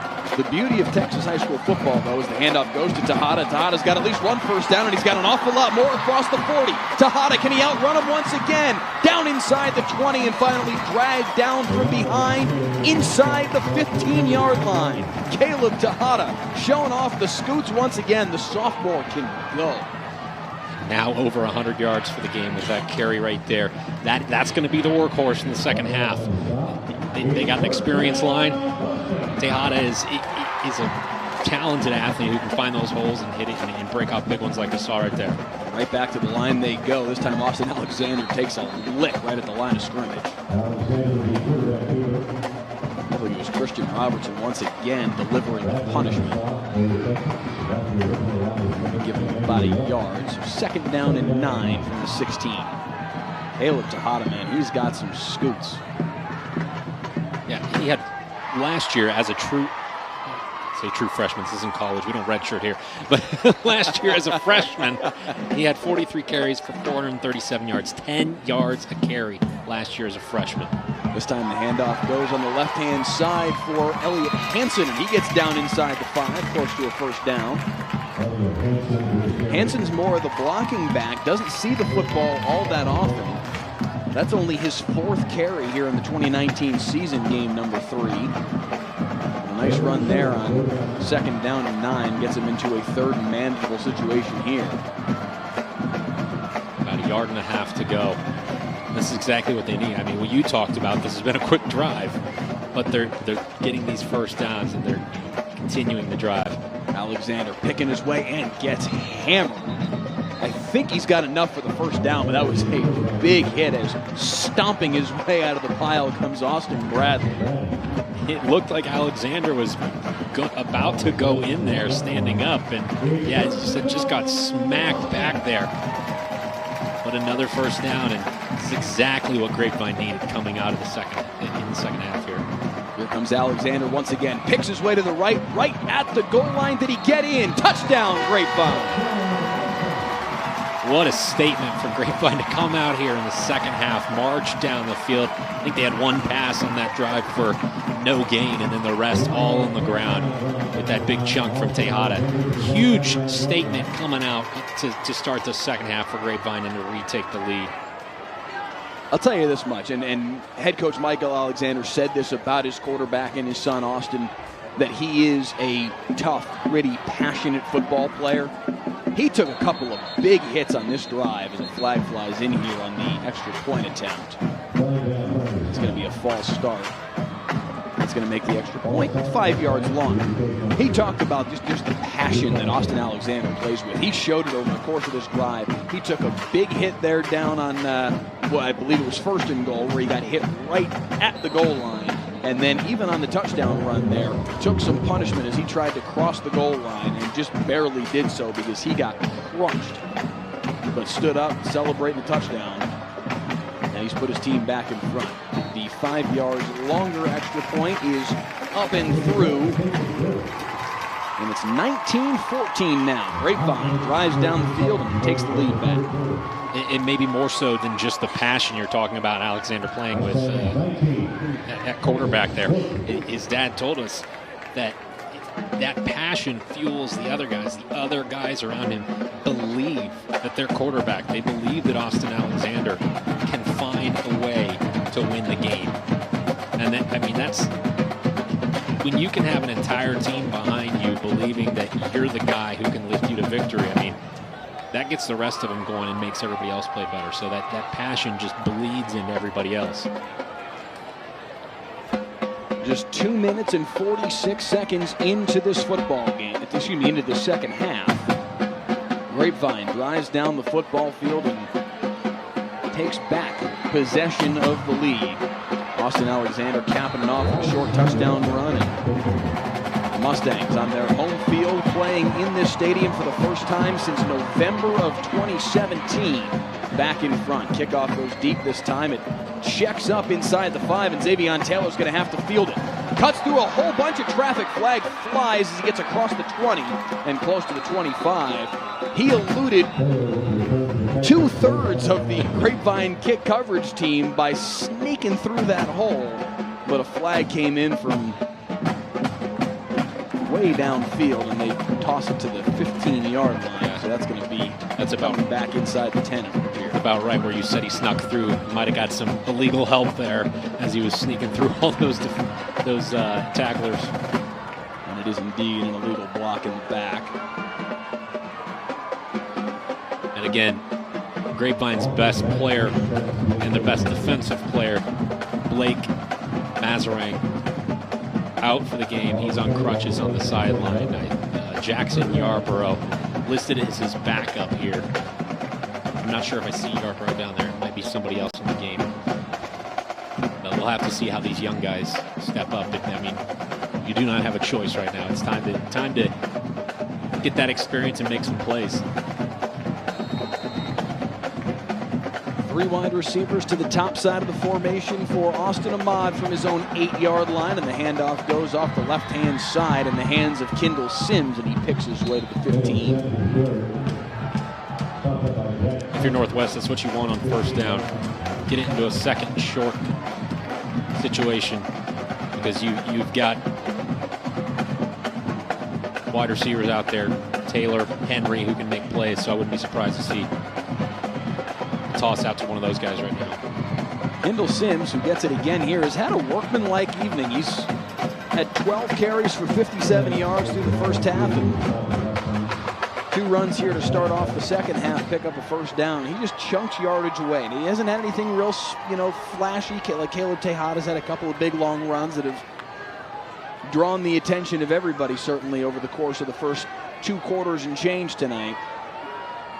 Kendall Sims hasn't necessarily had anything like that yet this evening, but he's definitely done a nice job helping them move the football down the field. This time, Austin Ahmad's pass is too wide for Ozzie Henry as he dove right at the first down marker. Couldn't haul it in.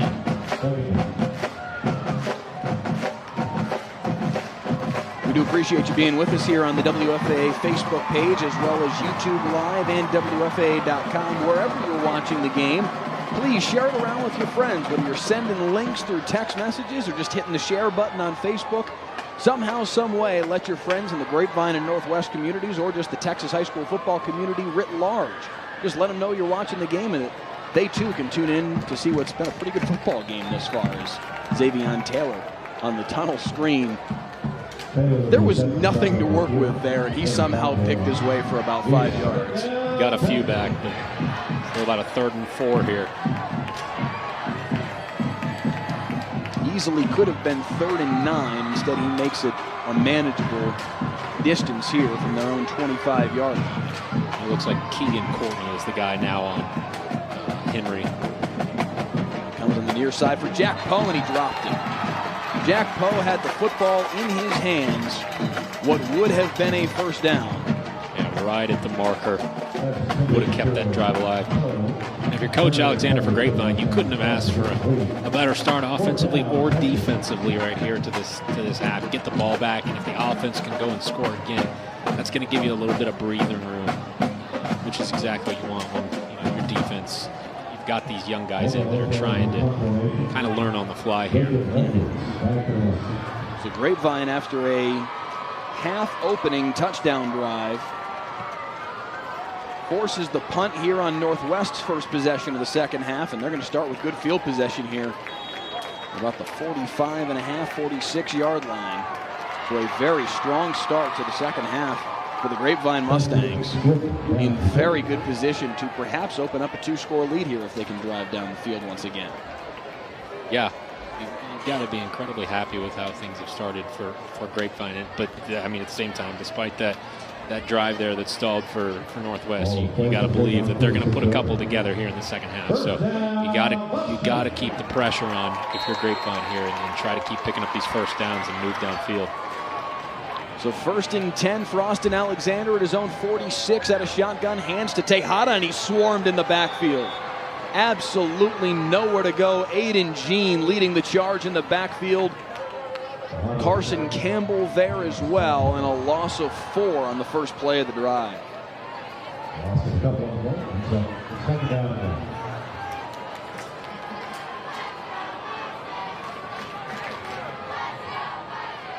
Under 7 minutes now, third quarter. Alexander and company now behind the sticks. 2nd and 14. Flushed out of the pocket, now circles back to the right, fires downfield, has a man complete, finds Jacob Edwards to get back out to the 49, so that'll make third down at least a little bit more of a manageable down. 3rd and 7, so they pick up half of it there on 2nd and 14. Edwards last week had 9 catches, 58 yards. He had about half the receptions that Austin Alexander completed last week. So he's stepping up here in the second half early on.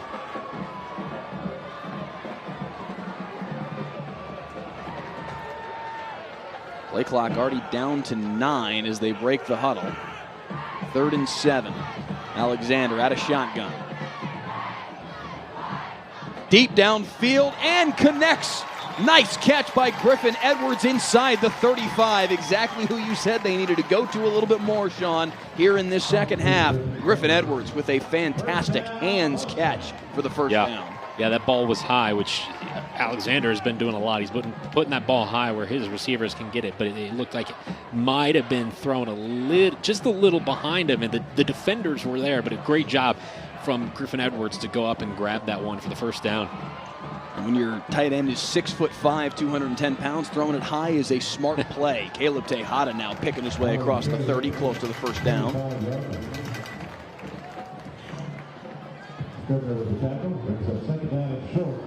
Gets right to the 25-yard line, so 2nd and 2. I know I saw a question on our Facebook feed that somebody said it didn't look packed to capacity tonight. Well, it's Thursday night, so school night, other things, and Grape Fest going on here, so there's some competition for the football game. Deep ball down the left sideline, and he never saw that ball coming. Ben Guerra was open, had a step behind his defender, but never saw what really was a good ball from Austin Alexander. He had that connection was there. If Ben Gare saw the football coming, that may have been 6 points. Instead, 3rd down and 2 now. Alexander took a lick on that one too.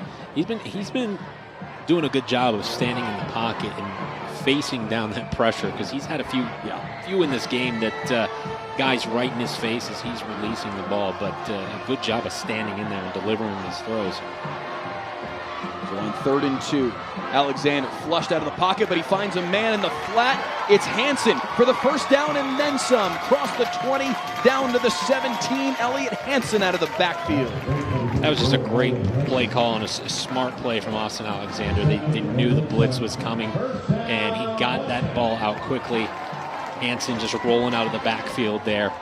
Just a smart play call there on 3rd and short. So a fresh set of downs now inside the red zone for Alexander. Hands to Tejada. Tejada will pick his way for about 4.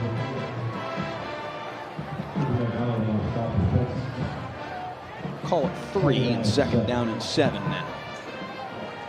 A very, very strong start here through the first 7 minutes and change of the 2nd quarter. A touchdown drive capped off by Austin Alexander's short touchdown run to take the lead back. Then a defensive stop very quickly of Northwest, and now back down the field has come Grapevine as Tejada takes it here on 2nd down and 7. This time a little bit less running room to find, and he maybe picks up about 2.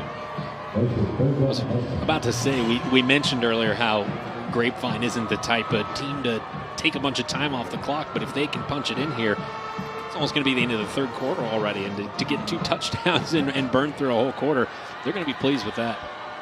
After Northwest outscored Grapevine 14-3 in the 2nd quarter to take the lead for the first time today, Grapevine has answered back very strongly here in the 2nd quarter, but they need to finish off this drive. 3rd down now, and we'll say a long 5. Alexander over the middle, wide open. He couldn't haul it in.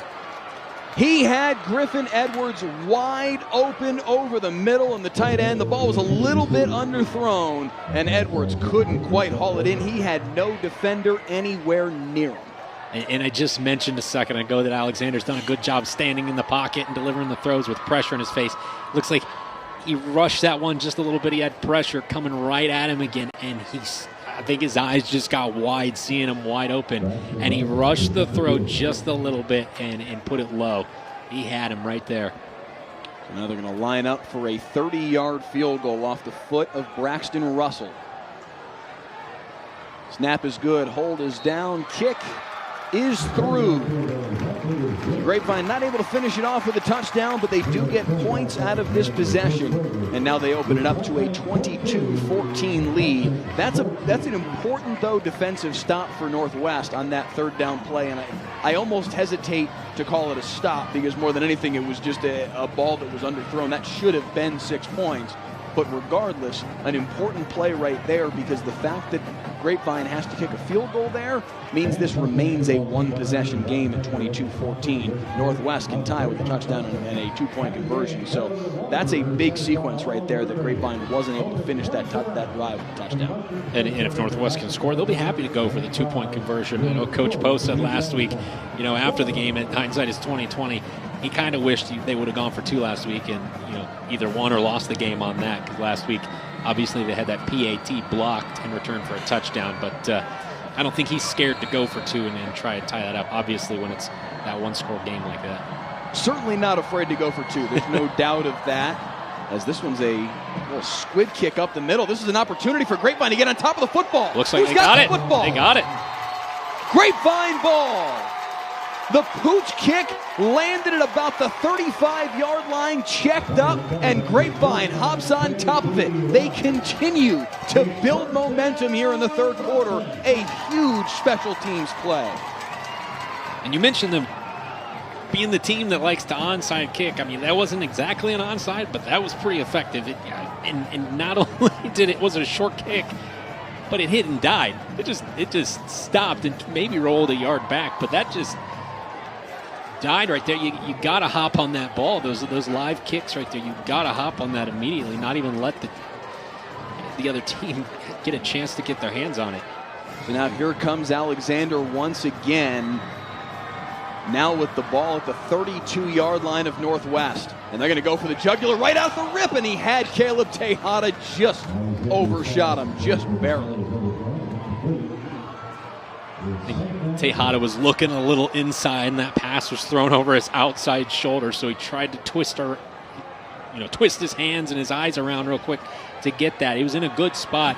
He just wasn't able to get those hands and eyes turned around quickly enough to haul it in. Love the play call, though. Out of a big momentum-building play like that, go for the jugular and try and hit the deep ball. See what they do here on 2nd and 10. This time it's a handoff to Elliott Hansen. He maybe got back to the original line of scrimmage there.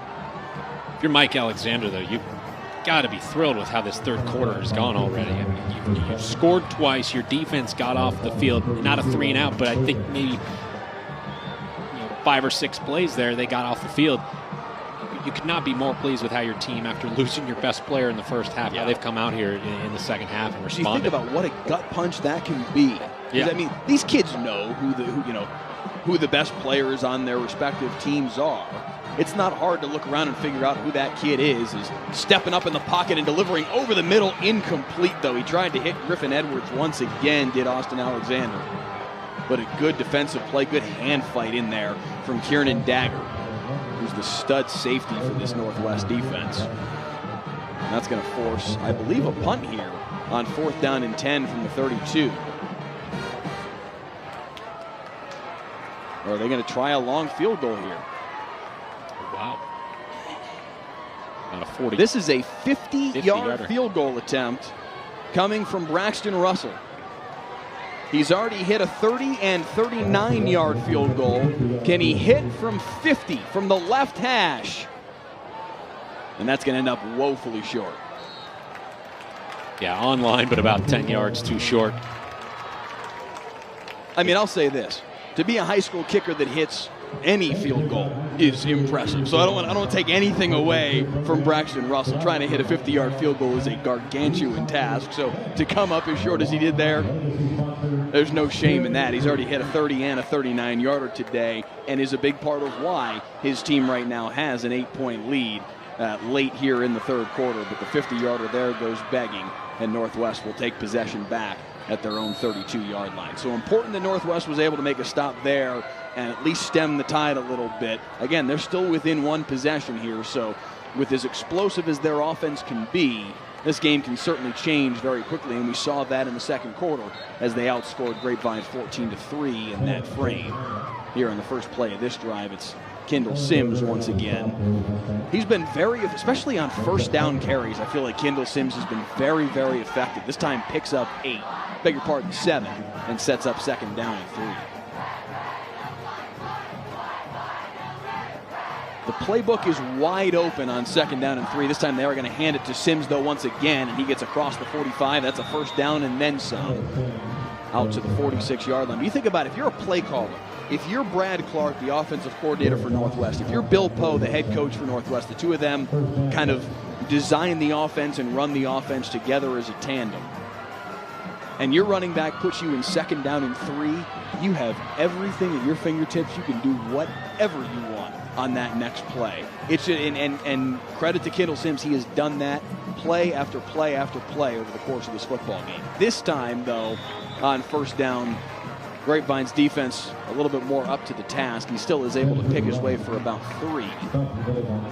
And the thing is, when you talk about getting those big chunks on 1st down and having the 2nd and short, it's good also to have a returning starting quarterback whom you trust to make those throws. He hasn't gone really downfield much, Austin Maude, but he has the talent to make at least those short throws, and he's got the receivers who can turn those into big gains.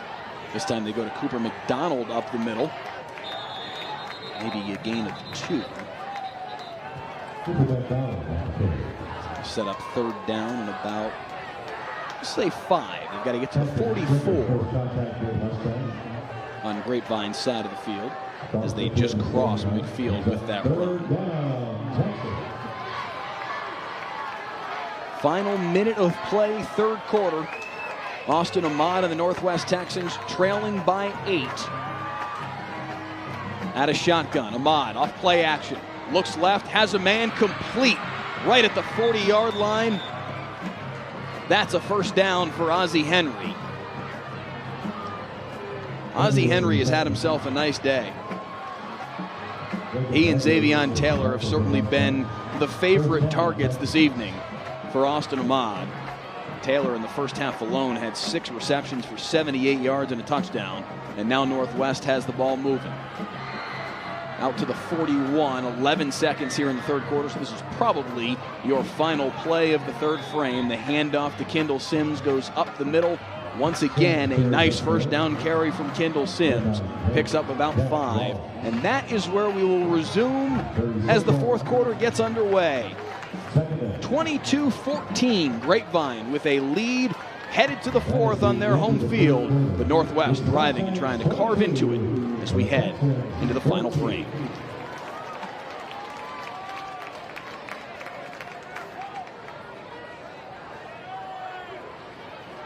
The Grapevine College Education Foundation would like to thank our 4 anchor sponsors. They are Mike Davis State Farm, Thriller Orthodontics, Baylor's Shouting White Grapevine, and Sewell Automotive Company. Founding sponsor Bank of the West, and premier sponsor BSN Sports. Please take some time and visit these long-time supporters, PCISD, and the Education Foundation. Thank you for all they do for our schools and our community.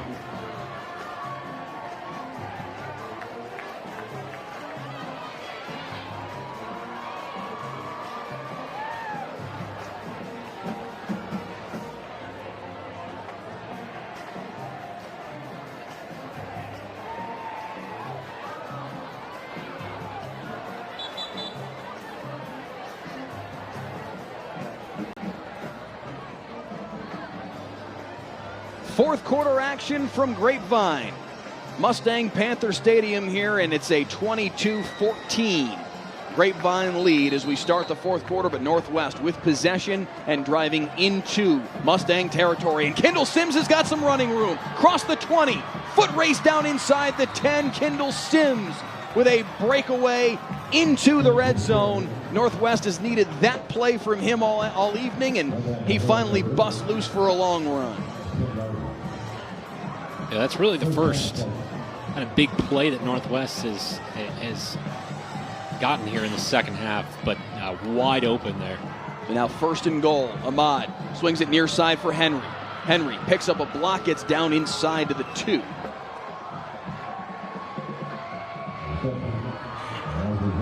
You can't help but wonder at this juncture of the football game, and maybe I'm putting the cart before the horse here a little bit, but if Northwest is able to score here, do you go for 2 this early on? I think he will choose to. I don't know that you should this early. I mean, trust that your offense can drive down the field again, but they got to get in the end zone first, of course. Ahmad with Sims in the backfield with him. Sims gets the handoff. Touchdown, Kendall Sims. Well, we'll see what he decides here. I just feel like when he was talking to us about last week, the way the game ended, he wanted to put it in their hands for the 2-point conversion. He said, after the game, looking back, I just think he that's still fresh in the mind. Austin Ahmad's not going anywhere. Yeah. No. Austin Ahmad is standing at the 10-yard line waiting for a play call. I think they've made their decision. Yeah. Whether coach has made his decision, Ahmad has made his decision. So here goes Northwest with an opportunity to tie the football game. Ahmad looking right, rolling right, firing end zone, and it's knocked away. A sensational defensive play. Diving to knock the ball away is Dylan Hohenberger, the sophomore. What a play. Great play. But that was also credit to the secondary, the Grapevine there. It looked like he wanted to go to either Taylor or Henry a little earlier. He was forced to roll out and try and buy some time, but that secondary stayed with those guys. Those top 2 receivers did a good job covering them, so he didn't really have a clear, clean window to throw that through, and a great play by Hohenberger there. Dylan Hohenberger just called up to the varsity this week, starting for the first time ever makes a diving play to knock the ball away to keep his team in front by 2 when otherwise it would be a tie football game. Welcome to That's the big a show. sophomore that is going to be around for a little while for this Grapevine program. That's impressive. And that's the thing. There are 9 sophomores that coach have said they have to learn trial by fire, but they're set up for some talented Grapevine teams over the next couple of years because they got a lot of young guys. Short kick toward the 30-yard line, fielded by Ben Gare. Gare's got a little bit of running room, especially if he can get the corner here. Nice play to trip him up at the 35-yard line. That's Ozzie Henry, the wide receiver, making a nice special teams play to cut down what could have been a much bigger return there for Ben Gare. I mean, that was a nice job for Gare to just get across the field to have a potential lane, but great tackle from Henry there, because if he would have gotten past Henry, escaped that tackle, he had a lot of green in front of him. So now what do you do if you're Grapevine? 10:57 to play, leading by 2. The handoff goes to Tejada, breaks through the initial tackle, but even despite that, loses a yard on the play.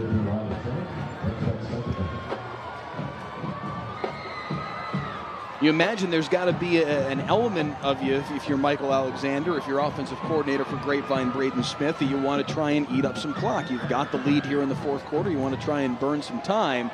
But at the same time, the aggressive nature of the way that they've played all game long is why they've been able to put the points on the board that they have. As it's swung out on the left-hand side in the hands of Elijah Steele, and he's able to get back out to the 40-yard line to set up a more manageable third down. Also, worth noting, now that here we stand in the fourth quarter with a 2-point margin, the safety is the difference in the game right now. Yeah. Snap over the head of punter Daniel Lopez into the end zone. Lopez had nothing to do but just fall on the football for a safety. Those 2 points are the difference in the game right now. Well, if you think about that, if they hadn't gotten that safety, that last possession, or that last touchdown from Northwest, they likely wouldn't have gone for 2. You kicked the extra point for the 1-point lead. Yeah. So. Third down and 7 here. They swing it out on the left-hand side for Tejada. He's got some blocks in front of him. Does he get the first down? Yes, he did. Caleb Tejada moves the sticks. Again, smart play from Alexander. They brought the house on him. Brought about 5 guys right in his face. Smart decision to let Tejada roll out and just dump it off there. Let your athlete make a play. Good play call. Good recognition from Alexander to see Tejada there.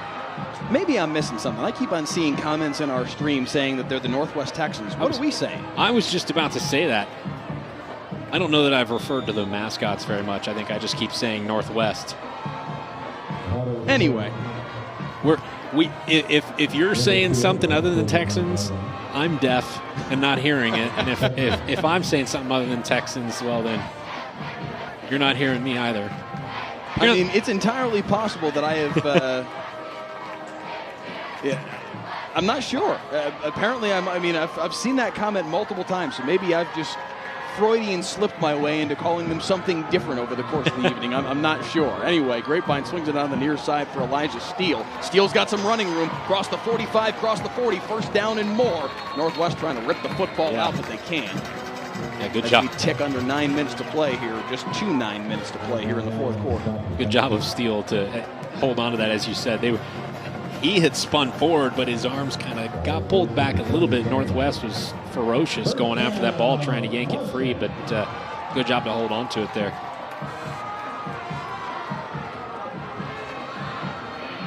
First down and 10 for Grapevine. 8:40 and moving fourth quarter. Mustangs lead by 2, and they have possession. Handoff goes to Tejada. Tejada held up briefly, but now he gets to the outside. Caleb Tejada on a foot race to the pylon. Caleb Tejada, touchdown, Grapevine. That is just good vision right there. The initial hole closed up pretty quickly in the middle. And he had one guy to that far side in position to make a tackle, but Tejada was patient, let his block get there, and then got around it. That was just a smart play from Tejada. well over 100 yards by now. Caleb Tejada with touchdown run number 2 of the day. And he puts his team up by 8 for the moment and 9 now. It is a 2-possession lead for Grapevine with 8:24 to play in the fourth. Just as we said earlier, just when you think Grapevine might have gotten some of the wind taken out of them with Mazarine going down, their best player, Scrap as he's called, you think that might set him back a little bit, just be a little deflating. They have come out here in the second half. The impressive thing to me is the defense, yes, they've played well, but it's the offense for Grapevine. The opposite side of the ball is the defense that lost Mazarine, but the offense has come out on a mission here in the second half. Yeah. So I finally figured out what the issue is, why we keep seeing the Northwest Texans. Oh, no. They're the Northwest Texans. This comment repeatedly in the Facebook feed. It's nothing that you or I have said all evening long. It's in the actual body of the post on our WFAA Facebook page. It lists them as the Northwest Mustangs. I'll try and reach out to our Facebook crew and see if they can fix that back at the... Thank you to Tracy Rowland, who brought that to our attention, that it's in the actual body of the description that it actually says Northwest Mustangs, where it should say Northwest Texans. So thank you for the heads up on that. We'll try and make that edit and see if we can fix it. I'm seeing if I can do it right now. I think you might be able to. It looks like you're making your way to that point anyway. Northwest. Should I put Texans in all caps, since that's what everybody keeps sending to us? Oh, that's very... All night long I've been seeing that comment thinking, what else am I saying? But okay, that makes so much more sense. Thank you, Tracy. It makes me feel a little better that we weren't speaking incorrectly.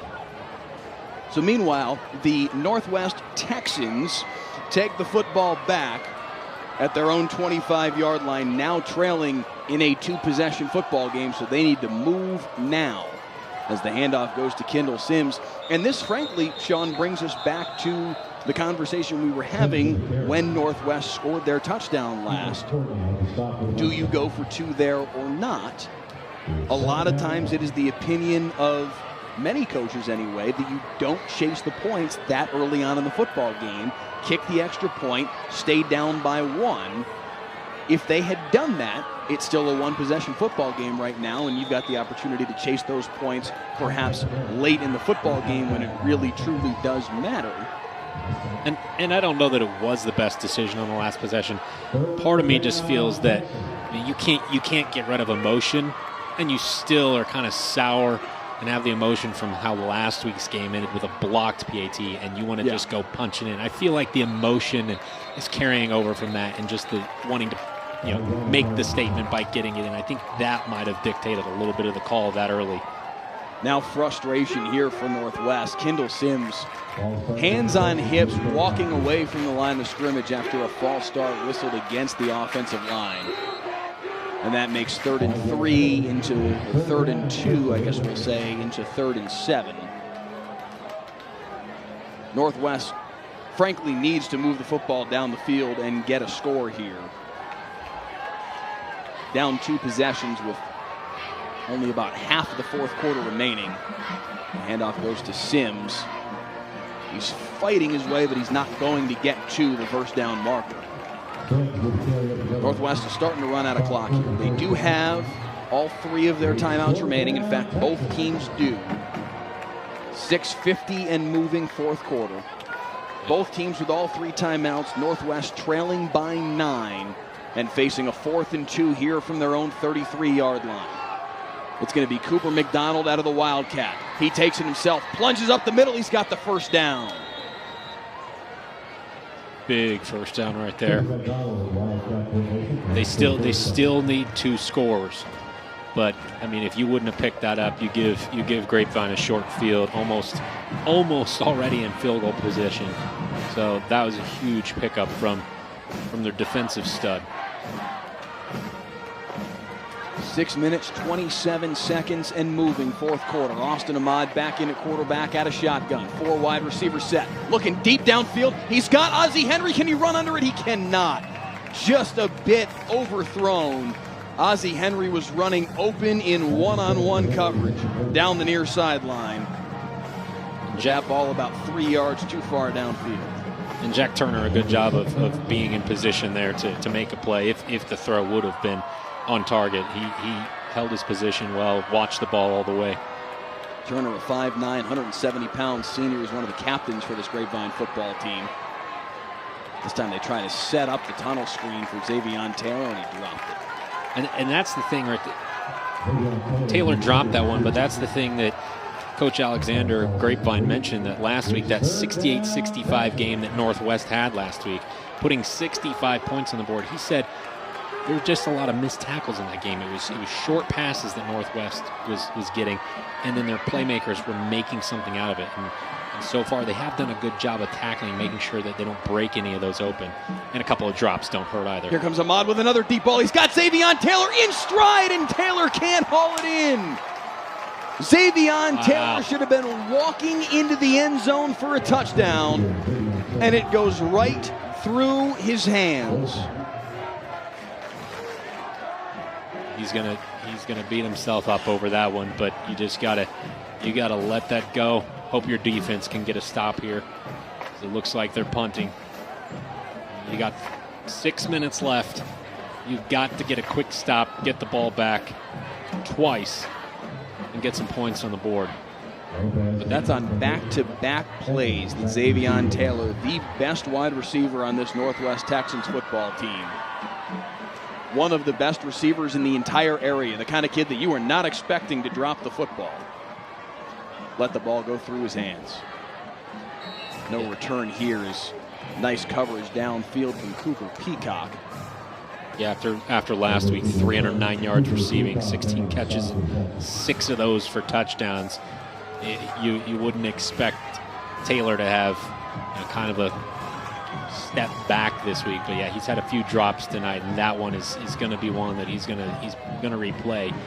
But replay it tomorrow, because you're going to have to come back on the field and make some plays to give your team a chance here in the final 5:56. Beautiful ball, too, from Austin Ahmad. Yes. He put that one right on him. And I was saying earlier that they haven't gone downfield much, but that was one of the few times he has, and it was right on the money. Tejada there on first down took the little swing pass to the left-hand side for about 8. The clock continues to roll here, 5:37 and moving. I want to ask you, I know Mike Alexander said that they'll take what the defense gives them, but are you a little surprised? Obviously, Austin Alexander's not known for his arm. He's not going to be a big throwing quarterback, but are you surprised with about 5 minutes here that they're still throwing the ball up 2 scores? When Tejada's been kind of taking chunks out of the ground game? I think they're using these swing passes as almost runs themselves. This time Tejada is taken down out of bounds. They will at least stop the clock to move the sticks, whether or not the clock will remain stopped or not. It appears it will. 5:09 on the clock at the moment as it's a fresh set of downs for Grapevine. Varian Lucas tuning in. Says, nice job, guys.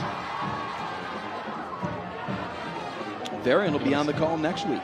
He is. We've got McKinney North and Rockwall Heath next week here on the WFAA Digital Network, as this is a very nice run from Elliott Hansen, dragging tacklers out to midfield and for yet another first down.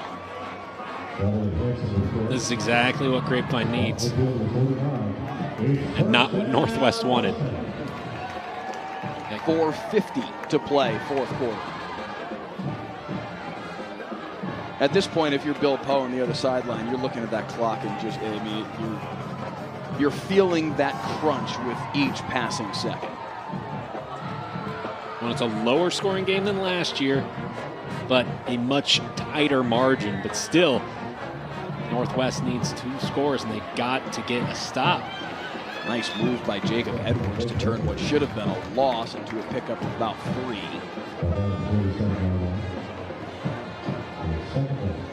Just a hair over 4 minutes to play here in the fourth. Grapevine up by 2 scores.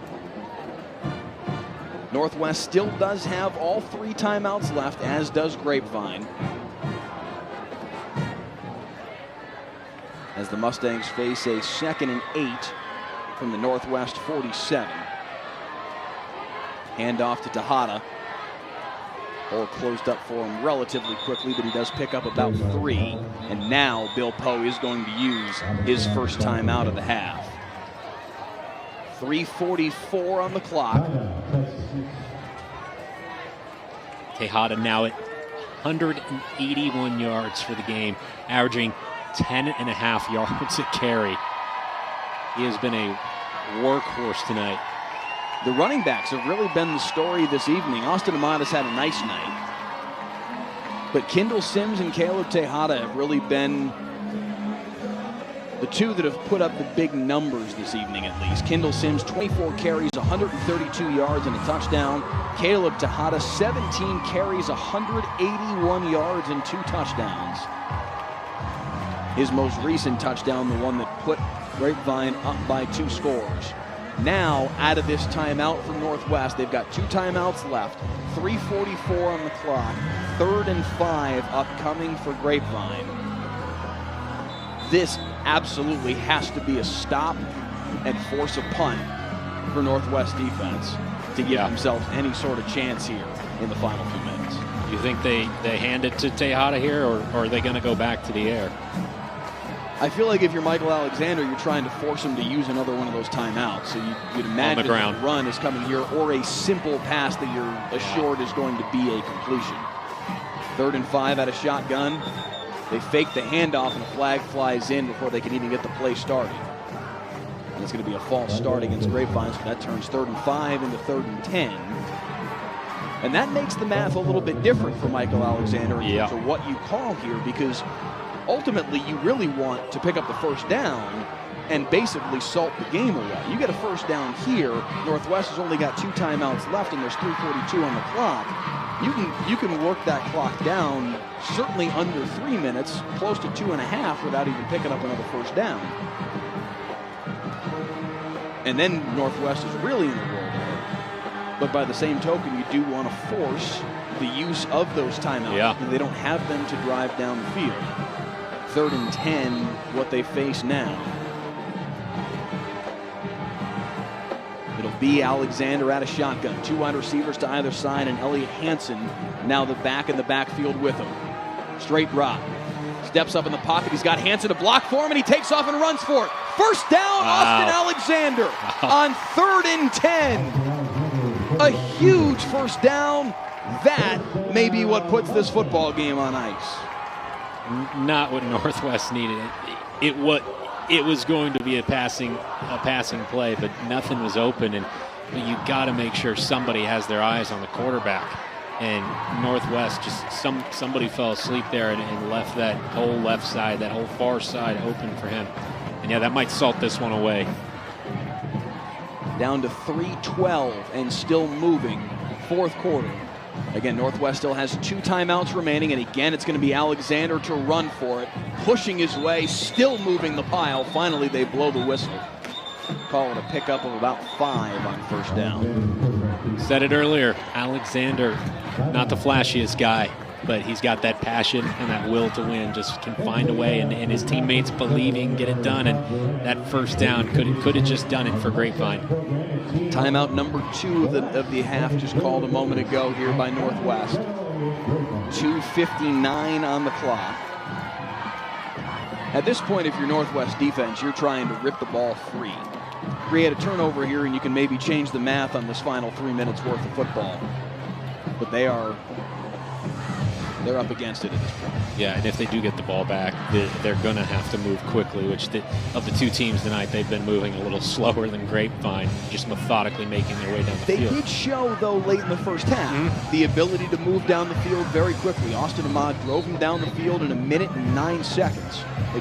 Minute and 6 seconds. They took over 1:15 on the clock, scored with 9 seconds remaining in the half. Ahmad hit Xavion Taylor for a touchdown that gave them what has been so far today their only lead of the night, 14-12 going into the halftime break. So they do have the capability of moving down the field very quickly when they need to, but first they have to get the ball back. as their defense faces 2nd and 5 here. Alexander going to run for it once again. Alexander pushing close to a first down. Does he have another first down? Right at the marker. They might have to take a look at this one. They're saying They're first going to down. say it is indeed yet another first down. Austin Alexander has won this football game with his legs over the course of the last couple of minutes. He has been what has helped Grapevine salt this football game away as the clock now continues to run. We'll click under 2:30 before they snap the football here, and Northwest still with only one timeout remaining. Handoff goes to Elliott Hansen. Hansen's got a lot of running room. Cross the 10, cross the 5, touchdown, Elliott Hansen. Well, if the first downs didn't do it, that ought to do it right there. And assuming we get the PAT here. Elliott Hansen into the end zone. That will make it a two-possession, it already was a two-possession game. That'll extend it out to a two-touchdown game. Yeah. And even if they kick the extra point here, it would be 2 touchdowns and 2 two-point conversions that Northwest would need. Elliott Hansen opening this game up and just about putting the nail in the coffin tonight. And not outside of the realm of possibility. Things have happened before, but it's going to take a tremendous finish here, an onside kick for Northwest to get close to tying this game up. You know, Northwest, this is a game that they're going to have to really look at. I think we mentioned it earlier and put it in our game notes that this might be the toughest game left on Northwest's schedule until the playoffs. I mean, just to be brutally honest, the rest of their district so far at this juncture of the season has a combined 2-12 record. They're more than likely going to win that district. I think they won every game in the district last year by an average of 50-some points. Oh yeah, no, Northwest is a football team that is 0-3 right now. Yeah, and I can guarantee you right now, they will be in the playoffs. They will as the win district champion. Exactly. They will win their district, and they will win their district handily. Their average margin of victory last year in district play, I'll pull this up because I actually ran the numbers on this over the course of this week. They outscored their opponents in district play, going 6-0, 366 to 53. They averaged 61 points per game in district play. Their opponents in 6 games combined for 53 points in district play. They will win their district without any question. There's no doubt of this. So they use this. For Northwest, the non-district portion of the season is really their most important portion of the season because this is what prepares them for the postseason. So while tonight hasn't gone the way that they wanted it to, as we do have a personal foul here for a chop block on the kickoff return. So Northwest, with an already very large task in front of them, it just got that much harder as they're now half the distance of the goal line and inside their own 10-yard line. Which it really makes you wonder, how do you end up with a chop block on a play where you signal for fair catch? Yeah.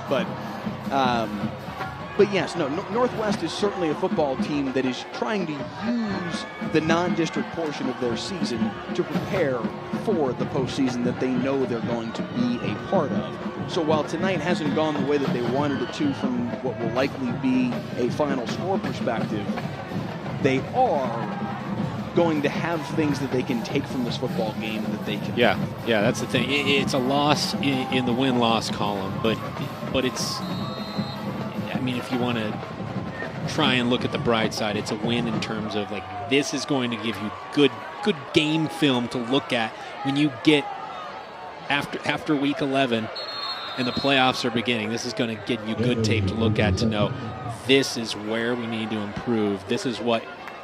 Where we messed up earlier in the year, because those teams, once you get to the playoffs, they're going to be the Grapevine caliber and I think that's Sherman next week.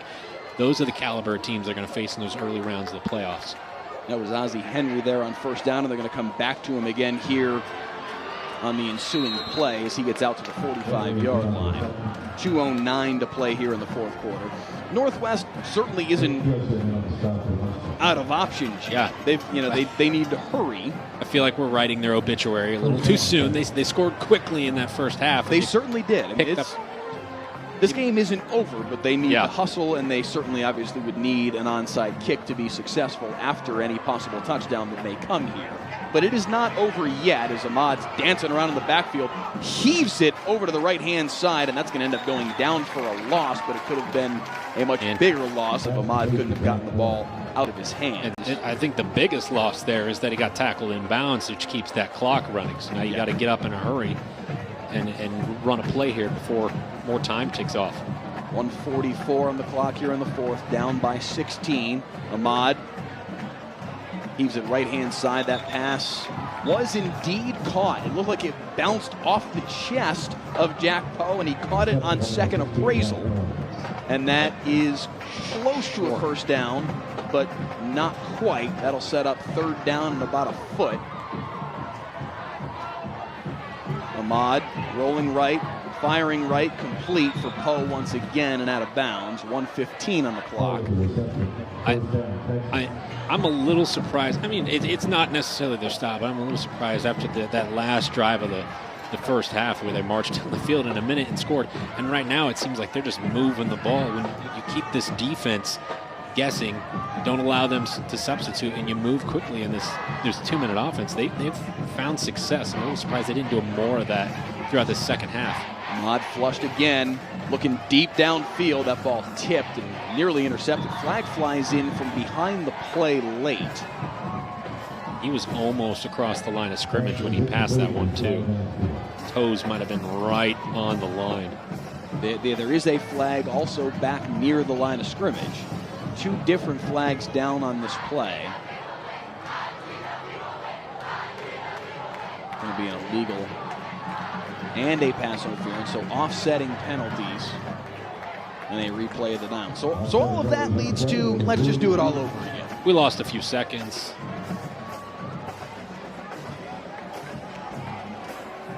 The first and 10 from the 42.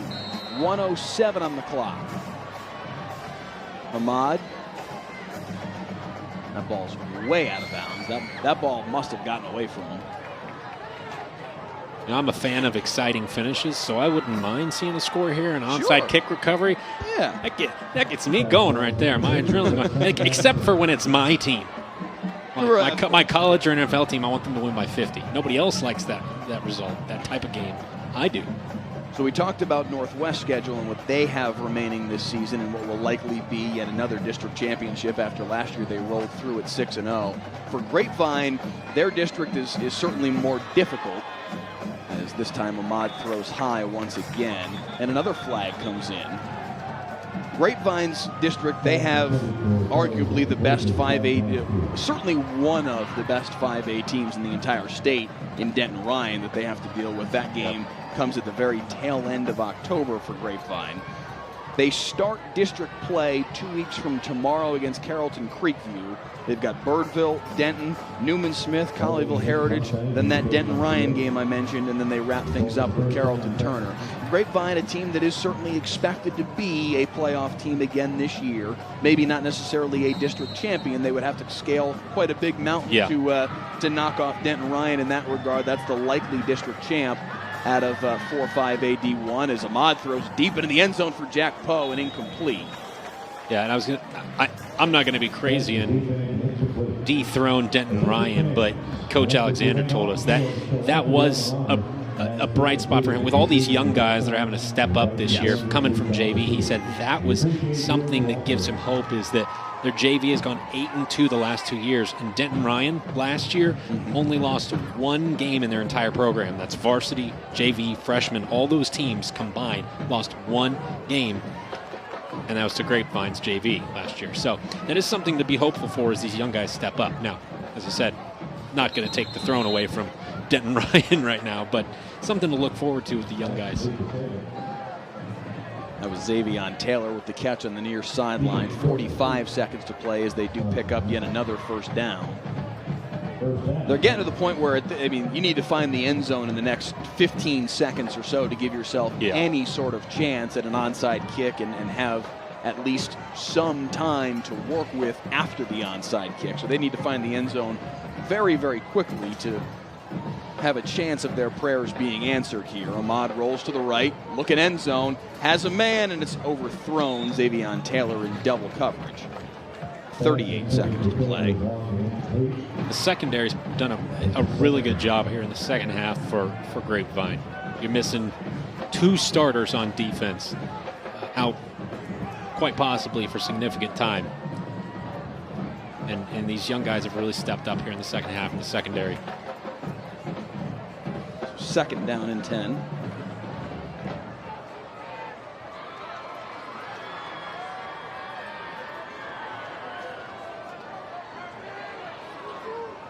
Yeah, they got to score here or on the next play if they want to have any chance. Ahmad swings it out on the right for Taylor. Taylor with a cut back to the middle of the field. Northwest does have 1 timeout left. They would probably have to use it right here, and they do.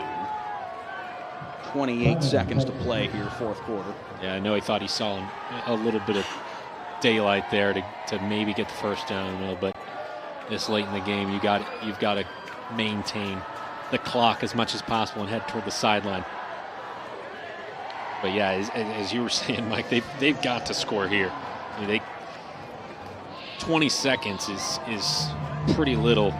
If they score here, yeah, that's going to give them about 20 seconds, which is really not a whole lot to get an onside kick back and then, a few plays maybe, but you want to be in position to have a couple strikes at the end zone. And the thing is, too, you've got to remember, not only do you need to score a touchdown here as quickly as possible so that you can have a chance at an onside kick and a chance to try and bomb the ball downfield for a Hail Mary.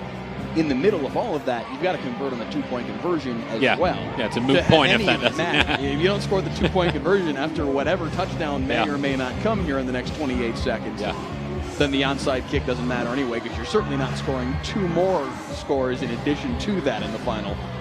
Hey, however much time you've got. There's always a first for everything. I mean, we did see a state championship in 6A won last year by Galena Park North Shore on a Hail Mary. Hail Mary, yeah. It's not impossible, but they are running out of time very, very quickly here as that 3rd and 5 pass from Ahmad goes begging. 4th and 5, 22 seconds left. It's 4th down, Texas.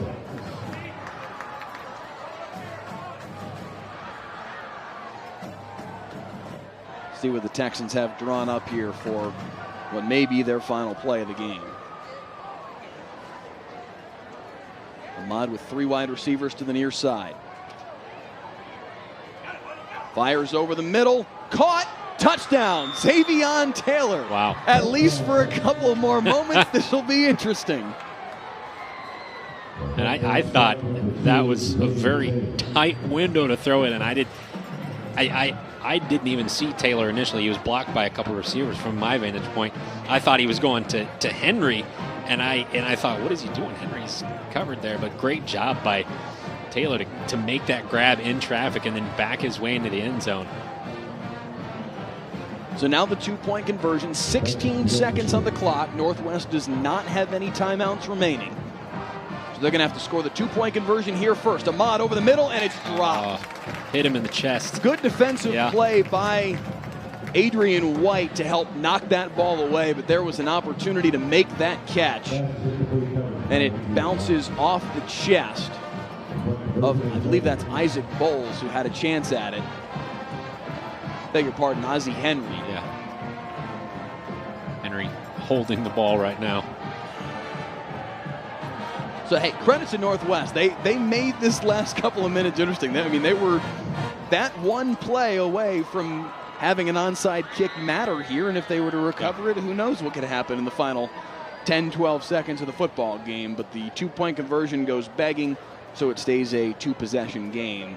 And that'll just about do it here as Northwest will fall to 0-3 on the year.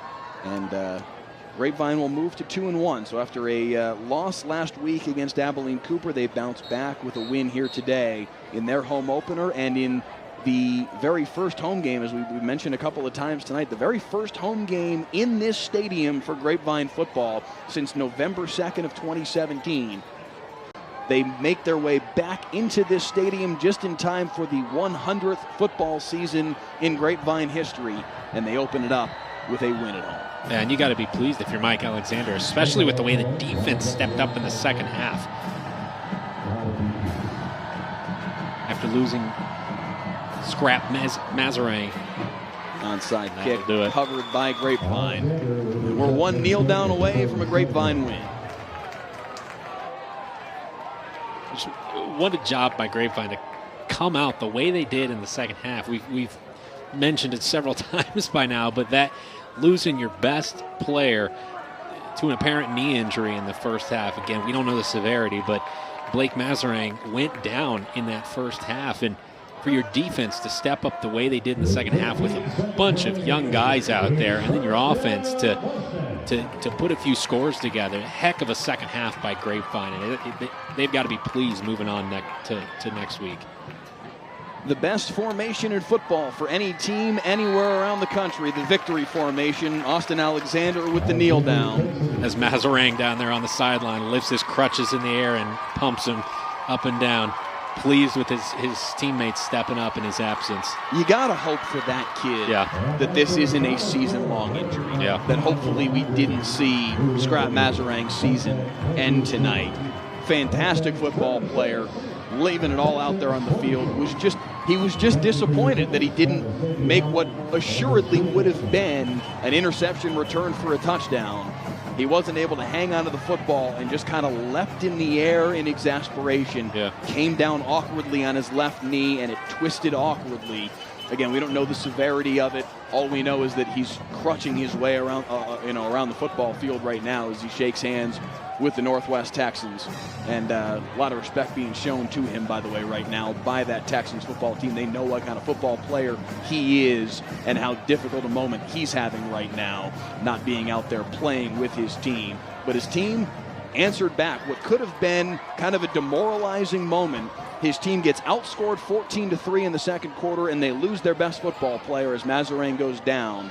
And the answer to that is Grapevine outscoring Northwest 24-12 in the second half to come back from that 2-point halftime deficit and win tonight 36-26. Pretty impressive stuff from Grapevine. Yeah, and a lot of that on the ground. Caleb Tejada and then Austin Alexander doing a good job. Yeah. Both those guys just being patient with their blocks, with the offensive line in front of them, finding the holes and getting to the outside. They just found the openings in the second half and got it done. It wasn't necessarily pretty.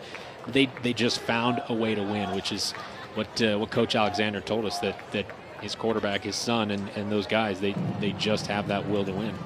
Caleb Tejada finishes with 18 carries for 184 yards and 2 touchdowns. Austin Alexander, 9 carries for 51 yards and a touchdown. Elliott Hansen, 4 carries for 40 yards and a touchdown. Grapevine did their damage on the ground today. That is why they won this football game. Yeah, absolutely.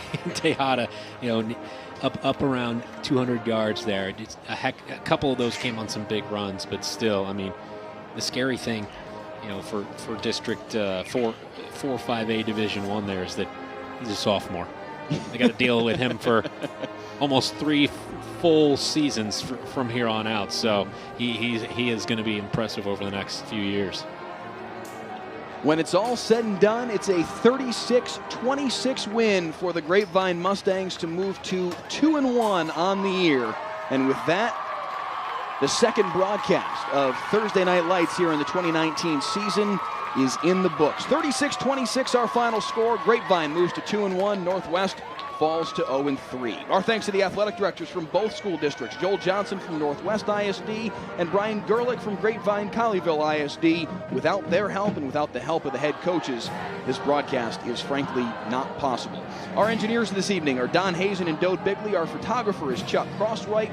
Our digital coordinator back in Dallas is Nick Blackhall, and our executive producer is Sean Hamilton. For Sean Giggy here with me in the booth, I'm Mike Leslie. Thanks so much for watching tonight as Grapevine knocks off Northwest 36-26, our final score one last time. We'll see you next week on Thursday Night Lights from McKinney ISD Stadium as McKinney North hosts Rockwall Heath. So long from Grapevine. We'll see you next week.